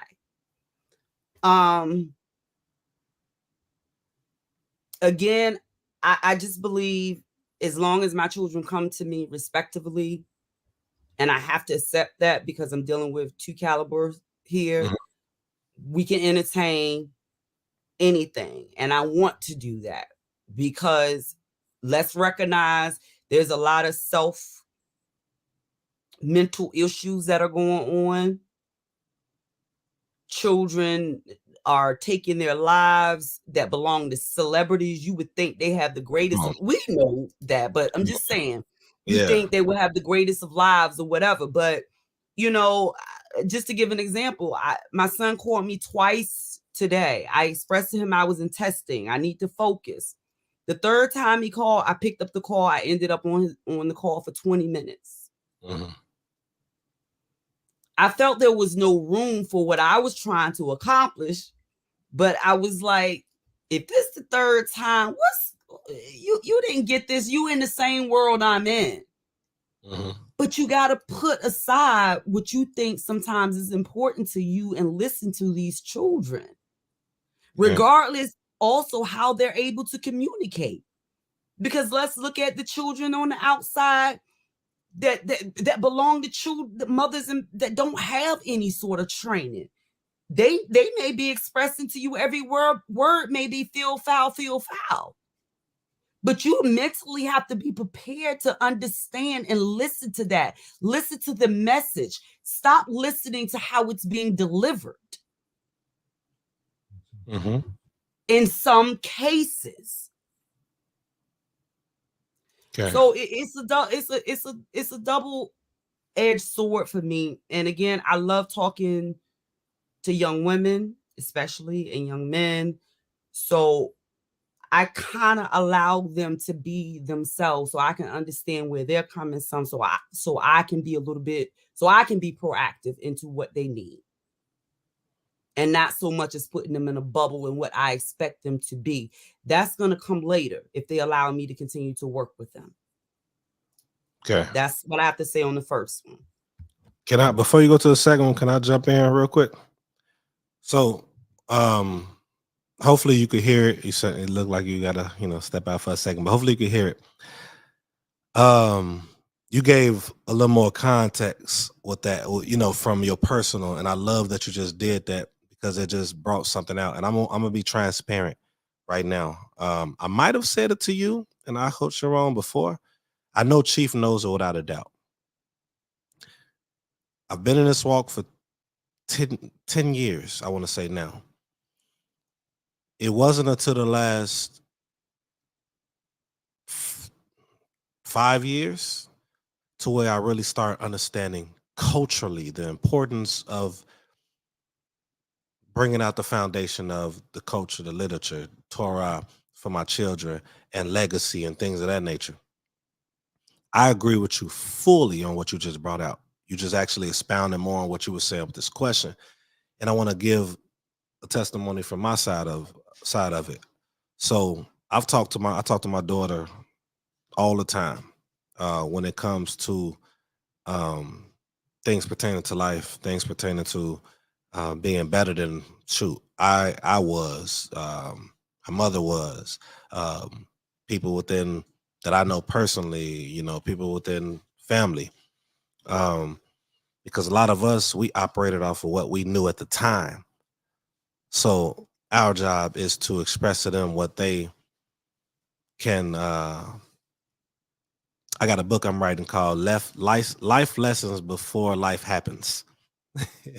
So hopefully, nobody steal that, but life lessons before life happens. So everything that I share with my daughter is to allow her not to go through what I did. Now, I can't control if she's going to do it or not, but the purpose is, like my mom did, stepfather did at the time, mainly my mom. They did what they knew. I learned from them. I learned from people around me. I learned from my now elders, Chief Zebulan. And it's like, okay, I'm going to pick all the great things from everybody. I'm going to share this with you. Now you got all of us beat. You're 13 now, and you know more than we knew when we was 13, by far. My daughter knows more than we knew at the age of 20. But I did say this to her. Without being in a community, it's going to be hard. It's a 50-50. It's a coin flip as to if she's going to follow my path. She knows this. I talked to her as well. My future children, it's going to be different because who I'm going to end up with will be in my path. They're not going to go away from my path. So what you had said about the 4 children and 3, I think you said, or 3 and 4, one of the 2, you got to kind of come at them differently. With my daughter and my son, I don't go hard with them in the Torah. This is my transparency to all of you. Chief Zebulan knows this. I don't go hard with them in the Torah because they don't live with me. One, the time that they're with me, I need them to be with me. Because if they're with me, think about it. They don't live with me. But when they come with me and they're with me, I try to just drill, Torah. They're not having no time with their father, the Abba. But if you talk to my daughter right now, if I put her on the phone with you, she gonna say every time he sees me, he's talking about life. Every time we'll sit up here and watch a movie that's an hour and 40 minutes, it'll go to 2 hours and 60 minutes. I know I said 2 hours and 60 minutes, which is 3 hours, but it'll go 3 hours because I'm breaking stuff down within the movies, which is pertaining to life that we, mama, me, you all that's on this platform that didn't grow up in this lifestyle. People we know personally went through. So I take every circumstances to kind of ask her, what's your thoughts on that? I want so to add on to that, all praises to the Most High. Even though there's a difference in my children level of understanding, there's an uprise in my understanding. So the way that I respond to all of my children, but more so the 3 that were not brought up in the Torah, is Torah based. Boom. So that they're like, well, mama used to say this back in the day, but now mama's saying this. Mama always will refer this to me, or mama will have this deep conversation, or pull my husband in. You need to talk. I need this higher level, this intellectual to get to my kids. I'm not where I can deliver that message to them. So it's either bow out gracefully or rely on my husband, as I should be, to be able to, where I'm at. I'm right there. Help me explain to them where I'm coming from, because it can no longer be how they knew their mommy. So our issues, when they encounter issues, their responses 10 years ago from me are not the same. They are within my understanding now of the Torah. And like I said, even when I don't, my husband being able to help me, my Isha being able to help me to communicate that. So that's the difference. And the pleasure that I get out of that is for my children acknowledging I do see a change. I do appreciate that. I respect that, because my kids are grown. They can hang up the phone at any given time. They're grown, they're married, they have their own families of their own. So for me, it's more important to live by example. Come on now. Than to preach to them. Because I've raised them. They're gone. Dang. I don't mean gone by that, but it's like, yeah. You grown. Who best know you than your kids? And that part that you just said, and I'm done after I say this, I promise you, watch this, you all, watch this. Like I said, my future children, they're going to be in this lifestyle, period. But my daughter, she makes, some of you saw a post that I posted about her, man. She make me happy, smile all the time, because she literally, I don't know, man, like she sees the what I'm doing, like the action. Then she's like, you just brought out the action, and she sees the outcome of those that's not doing what I'm doing. And she be like, I see what you're saying. She's 13. You are impressing her. You are impressing her. Again, we can't underestimate that these children do not have their defined way of looking at what is good. And that was a part of you, and her mother. I'm going to say this and bow out gracefully, but as my grandmother taught me, don't trust a person that can speak and their hands and their feet don't line up with their action. So apparently your daughter is seeing that all three of these things are lining up with each other. So, she may not be, but she's gaining a level of respect. She sees that makes you the great person that she loves. Hallelujah. So that's what's going to draw her. That's the light that you're showing to her.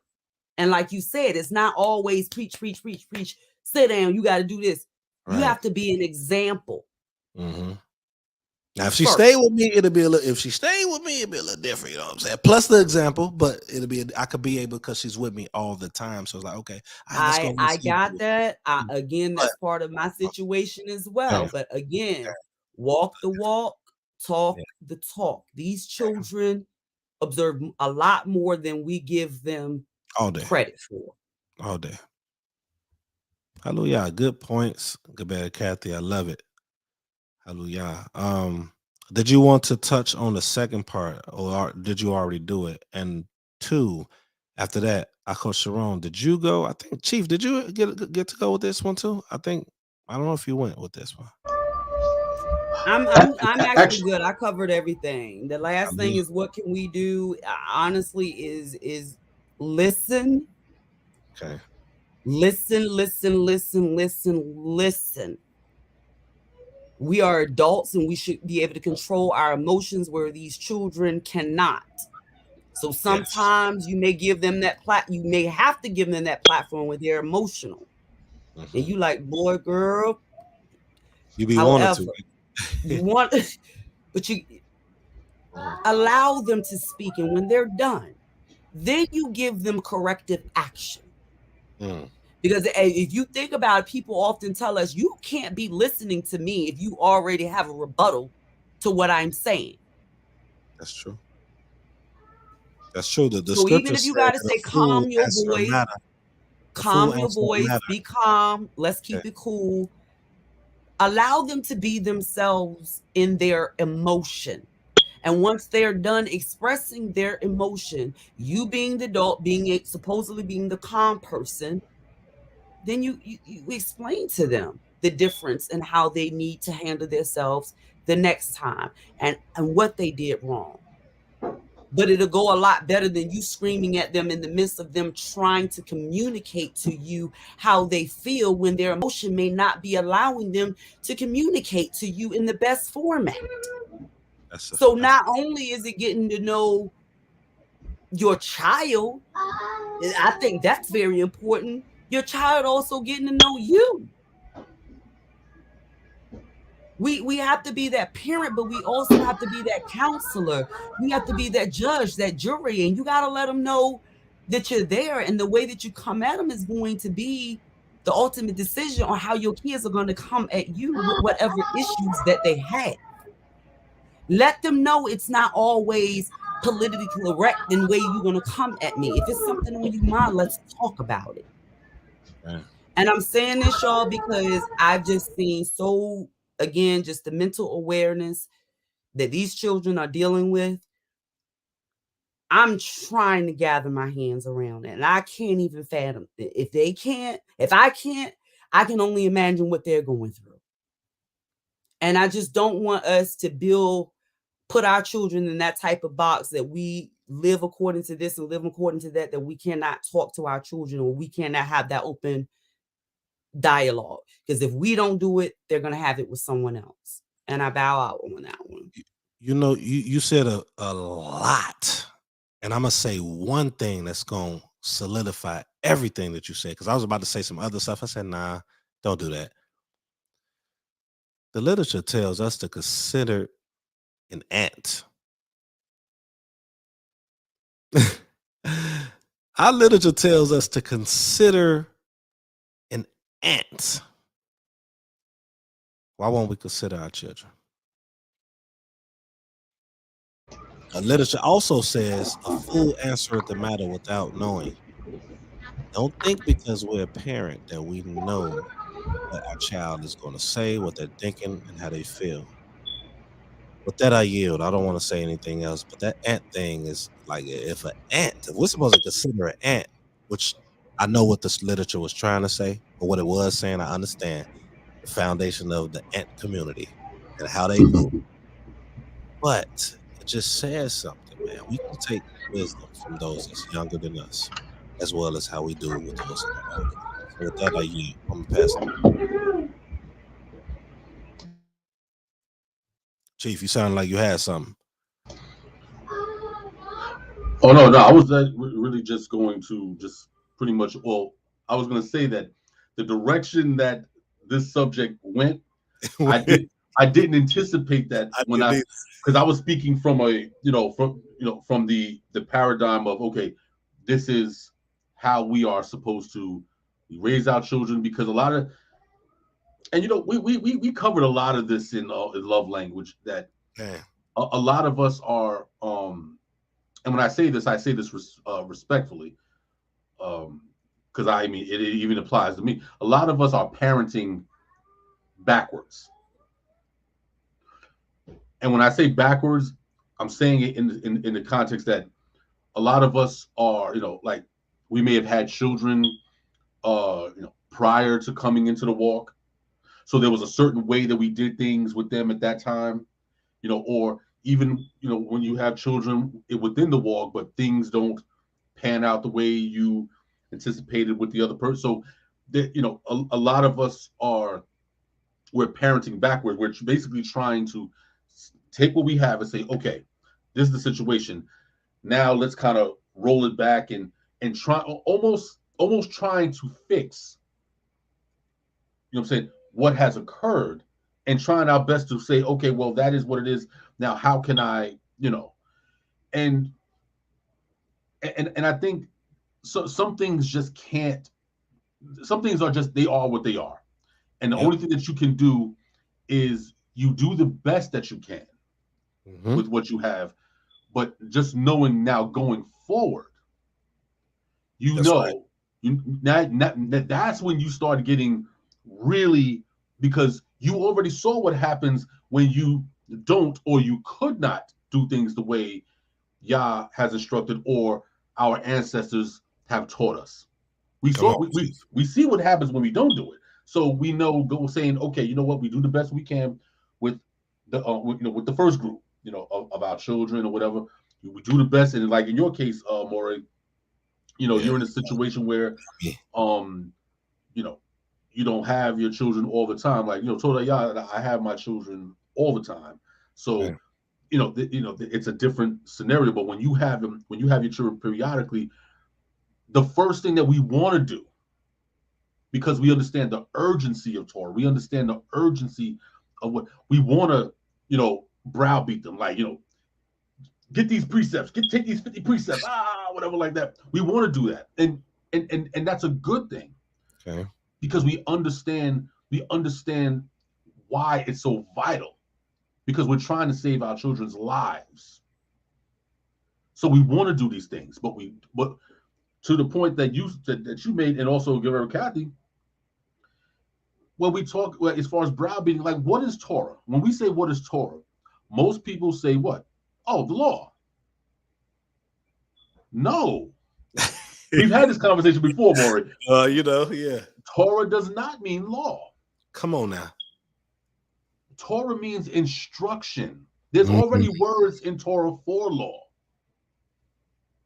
Torah itself is instruction, and instruction doesn't always have to be words. That's why we're told what? Consider the ant. The ant doesn't have scriptures.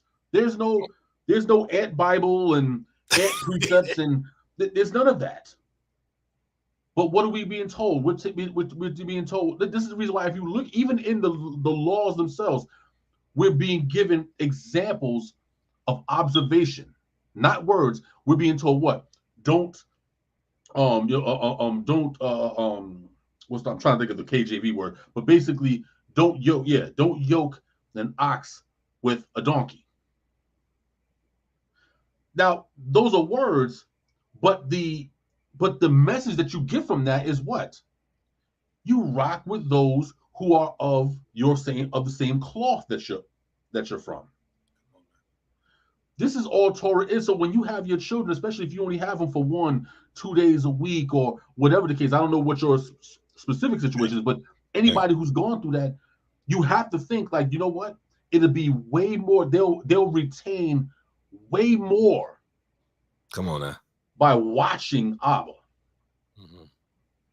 By seeing how Abba, how they now that's not to say that you can't still drop the bombs on them. I drop bombs. Yeah, I do sometimes. How Ice Cube said, drop bombs on your moms. Here, take that. You know what I'm saying? But you do it with, in the process of being a father, in the process of being a mother, you're doing those things, and then you come back with oh yeah, by the way, boom. Okay. And then you let that swirl around in their heads, let that marinate, get that going, and you don't even have to touch that for a little while. Just let that be.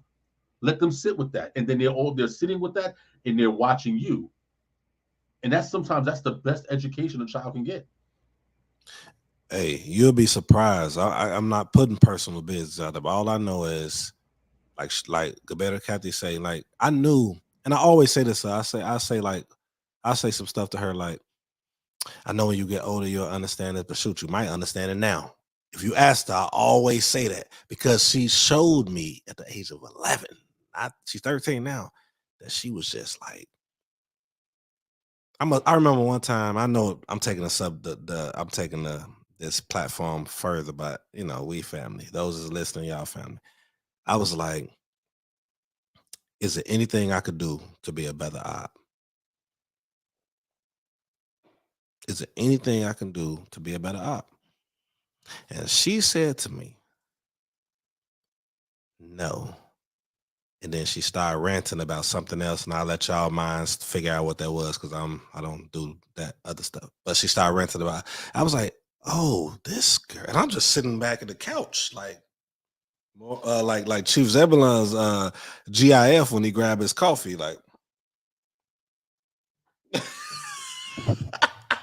So I agree with you, Gabby, Kathy, and I'm glad you expounded on what you were saying right here because that really opened the gates. Like I was with Chief, like I was answering it in a way, more culturally, more looking at the outcomes of the modern world when it comes to so-called Black community. I was trying to do in that route, but you and I brought hope my message was conveyed. I'm not. no, I you did. I can't reinvent the wheels, but moving You was forward good. with my children, You was good. I didn't want that I bore that did not have the understanding. My response and our conversations and my responses moving forward are definitely going to be based on this. I don't know any other way. I can't turn back the hands of times, as the song would say. But that's where I am. It is what it is. But our household definitely understand, your situation more than you think. It's the same. It's designated times, and we do what we have to do. But the one thing I can honestly say, just being a part of this marriage and being in it as long as I have, they come home, baby. Hey, I just told my daughter today. They come home. And that's all I have to say about that. Just trust and believe. Just keep doing what you're doing, being that example. Like I said, that what you speak, that your hands and your mouth matches up. Because as they get older and they start living life and they learn deception, they learn lies, all these different phases of Sybil, they learn. And a lot of times it's a third party intervention that keeps these children from it. We all know. Yeah. So that's why you just have to be a great example. Do a lot more of, we all have to continue to be just an example of action and not words, because the third party is often words, anger, confusion. Nobody, regardless of what age they are, runs to anger and confusion. Think about it from that perspective. They want peace. They want solitude. They want understanding. They want an open dialogue. Okay. And that's all I have to say about that. I don't know why when she says that, I keep thinking about the Little Rascals. That's all I have to say about that. Yeah. Well, welcome to another segment of YAH Conscience Radio, where if it's not YAH Conscience, it's not acceptable. And you can see the topics, how the topics go, and it brings forth stuff that's pertaining to home that a lot of us are probably thinking about, have thought about, or are going to think about. So make sure you subscribe, you like, and you share. I'm telling you, it's going to be a lot of topics that we're going to cover that might benefit you, or it might not benefit you. So with that, does anyone have any closing words, comments, anything of that nature before I play the closing song? Chief and Zebulon, what you got? Like, Chief. No, you got something. No, you got something. Oh, no. Other than the fact that, I feel like another great informative show. I like this, these type of subjects. They, again, you see how everything comes full circle. What was the first thing we started talking about? Variables. Okay, so many variables. Everything is not, and it's like, no, because again, if life were like that, the law would not have given us the instruction to set up judges in all your gates, in all of your gates, because everybody has variables. There's all types of. So yeah, another beautiful show in my estimation. Okay. Dang, agreed. I appreciate you all. Please come back next Thursday, Yom Hamashi. We're gonna come with that fire. We're gonna come with something that's gonna touch you, make you think. Maybe you talk about it within your family, because like Barry Kathy just brought out now, these are discussions that you can actually have with your family. Sit down in peace, balanced, after having a little time of solitude, you come together and you all calm. Now you can speak on these things, because I think that good parents ultimately want the best for their children. They want to have a relationship with their children. They understand that they need to lay the law down, quote unquote, but they ultimately want to have a relationship. So one of the major components to doing that is setting a foundation to where you can have some form of open communication. They got to understand. We'll need to be friends. We just need to have a level of understanding. Yeah, just open communication, and just execute the Torah, execute the literature, man, because it applies to them too. Trust. I bring you to Sirach, you'll be surprised. That is Ecclesiasticus for those that don't know what Sirach is. Right, not the drink. Yeah, you'll find out that wisdom is protecting them as well. Anywho, last song. We're gonna go, man. I'm gonna play Maccabee one more time. I'm gonna play Elevate, man. And we're gonna close out with this. Hallelujah. Shalom, shalom. Hallelujah.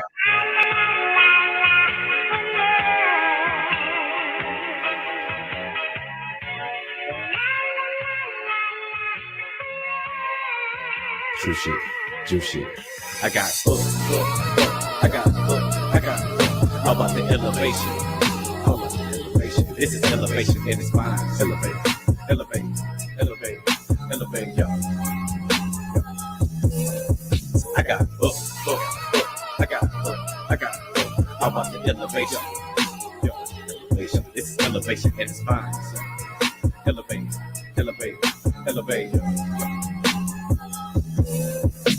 I got elevated, came so far, I feel like I should celebrate it. It got hard, but I just got more dedicated. With no cars in my lane, I accelerated. I did hella waiting, y'all been hella faking. Got the juice, you look a bit desiccated. Got the truth, why you looking so devastated? We won't make it morally uneducated, heaven hella gated. I'm like, hey, I could have been dead in prison. One of the few that inherit the wisdom. The children have risen, the wicked go missing, cause they know what's coming, ain't no competition. I follow what's reading, look up for immortal portals. I'm coming back in apparition, coming back with bad intentions. This here a prediction, they won't get the show on the Simpsons.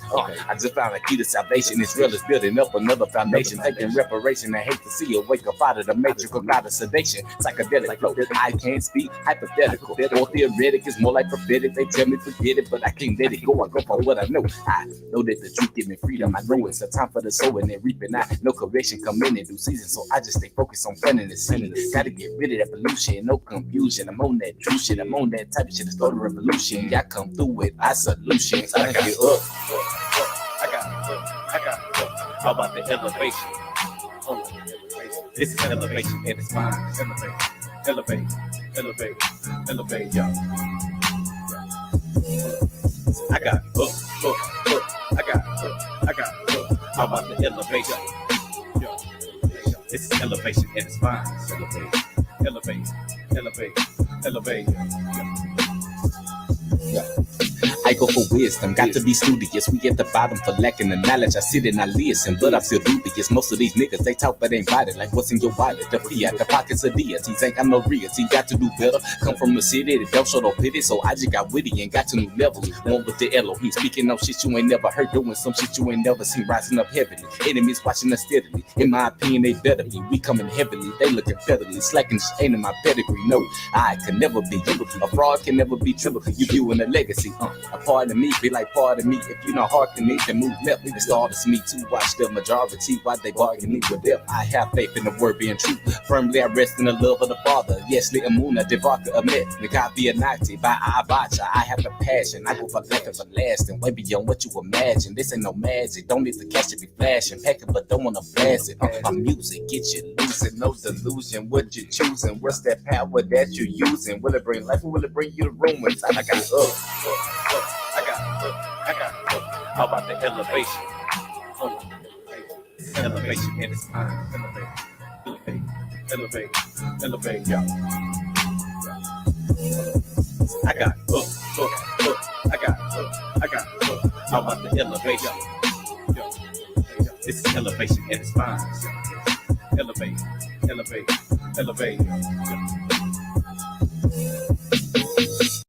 Yeah, that's Maccabee Ben Yisrael. He will be at this this flyer I'm sharing. You all that's tuning in, those of you that might be tuning in later, this is Yehuda Gang we presenting. I am a part of Yehuda Gang, so I will be performing as well. The first annual Brew Year Bash, April 2nd.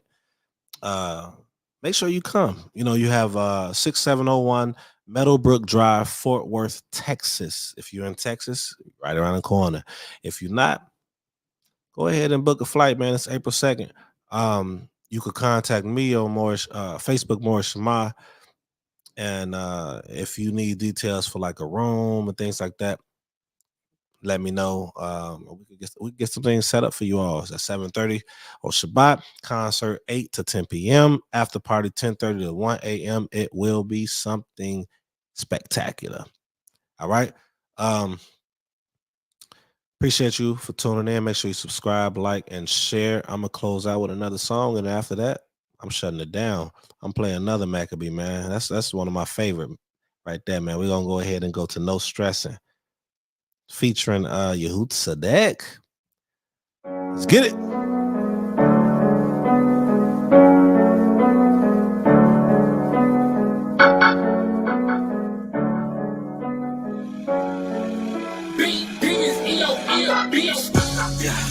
No need to stressing, ain't nothing too hard for ya. It really the pressure. Say you get mad, and get the messing. Through it all, yeah, it's the blessing. No need to stressing, ain't nothing too hard for ya. It really the pressure. Say you get mad, and get the messing. Through it all, yeah, it's the blessing. Life is a battle, but I can complain. No stress. Every day I get to wake up, I get another chance at making a change. Progression. I made mistakes, but I learned from them. So and son won't make the same. I can see the sun shine when it ain't nothing else to see but the rain. I took my losses, but I still see a gain. Living in hell, but still seeing heaven. It's yet a journey, got no worries. I know my direction, I know where I'm headed. I'm feeling alive, feel refined. I see a threat, but no longer for threatened. I found the connection, I got my protection. Not only my shield, but my weapon. I'm walking to perfection. Watch what I'm stepping. I'm making a difference. As hard as it seems. Breaking out the systematic form of slavery, gotta go back to high Elohim. They kept on the cuffs long enough to get us stuck underneath the Amendment 14. I often think about what it would be like if Malcolm X got rid of his team. And Coretta woke up Martin out of his dreams, but I don't go stressing. No need to stressing, ain't nothing too hard for ya. It really the pressure. Say you get mad, and get the messing. Through it all, yeah, it's the blessing. No need to stressing. Ain't nothing too hard for ya. It really the pressure. Say you get mad, and get the mess. Through it all, yeah, it's the blessing. Woke up this morning, thanking y'all for another day. Why should I be stressing? When now that my bills paid? Sound like somebody else like us, me, that ain't the case. They can let the blow into my phone, sound way past my due date. This here is irate, when the bills won't let up. When your pockets really ain't straight and the money ain't coming fast enough. But I be in good courage, even though the road get mighty tough. Gotta show my son how to be a man, so there's no giving up. All things work together for the good of them to let the most high. Satan out to sift me, yeah, he try to kill me, but I know the devil is a lie. No need to stress it, just count my blessing, even though they pay behind my smile. But I know I can make it, cause I'm a YAH child. Yeah. No need to stressing, ain't nothing too hard for ya. It really the pressure. Say you get mad, and get the messing. Through it all, yeah, it's the blessing. No need to stressing, ain't nothing too hard for ya. It really the pressure. Say you get mad, and get the messing.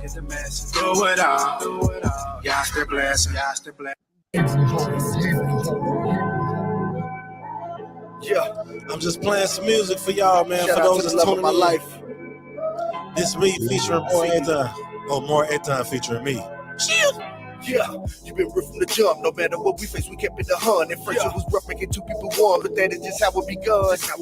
Yeah, we had some obstacles, but we hurdled over. Everything is kosher, sweet like a plum. All I did was show her that I was a soldier, take care of home, and where I go, she comes. She follows my lead, so I lead her carefully. I move in righteousness and do it perfectly. Temporarily, I fell off course, and then she helped me get back on track successfully. Now I'm a better me, and she a better her. We evolved into something unstoppable. Future coming fast, the past is now a blur.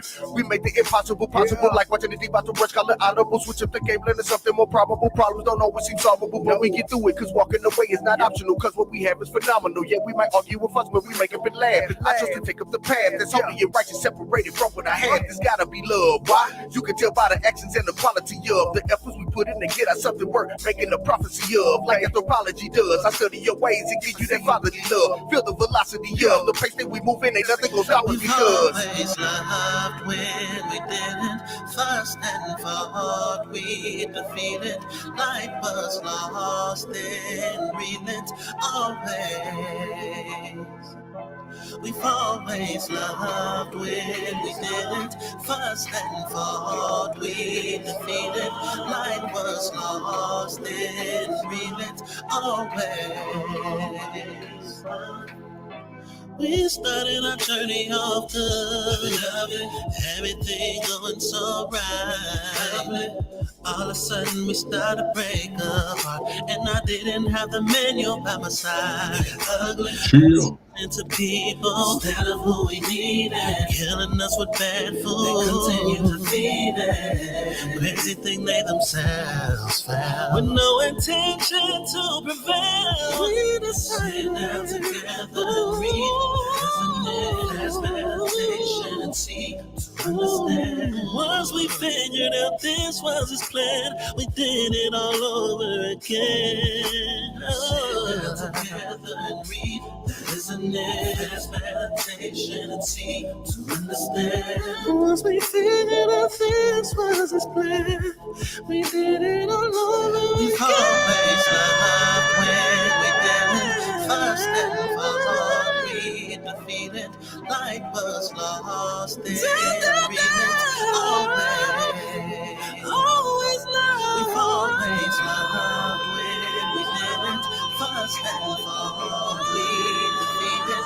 Life was lost in agreement. yeah, fast forward to the present, we connected just like some booster cables to a battery, giving me energy so much it's flattering. Man, what's happening? What the matter be? Baby, let's cruise away from here. Follow after me happily, you know I hold it down stronger than gravity. Together we have more than the capacity actually. Now that I think about it factually, we be making moves like we losing calories. Or pushing products out the factory, everything is satisfactory. Cause when y'all saw it, he said it was good. Then he boosted up my family's salary, putting in work like I did in the hood. But now I be making my Isha proud. Instead of me making my Isha frown, my decisions are better. I get knowledge from the creator and listen to wisdom now. She be doing the same. Man, it's amazing how far we done came, and I'm like, wow. We always in love even right now, and it's never gonna change. That's my vow. Yeah, we always love. We always love. We first and foremost lost in always. But we've always loved when we didn't. We're first and foremost. We defeated. Life was lost in relent. Always love.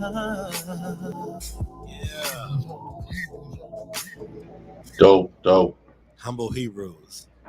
All right, man. For those that's tuning in, I'm gonna let you all go. I just wanted to play a few songs. Come out to the to me and my brews. The Hootie Gang presents Brew Year Bash, April 2nd. It's gonna be some performances, food. If you have a couple drinks, there's gonna be drinks there. After party, it's gonna be a good time. The real Brew Year, New Year, around April 2nd. Hallelujah. Shalom, everyone. And the Most High protect you and bless you all. Hallelujah. Shalom. Hallelujah.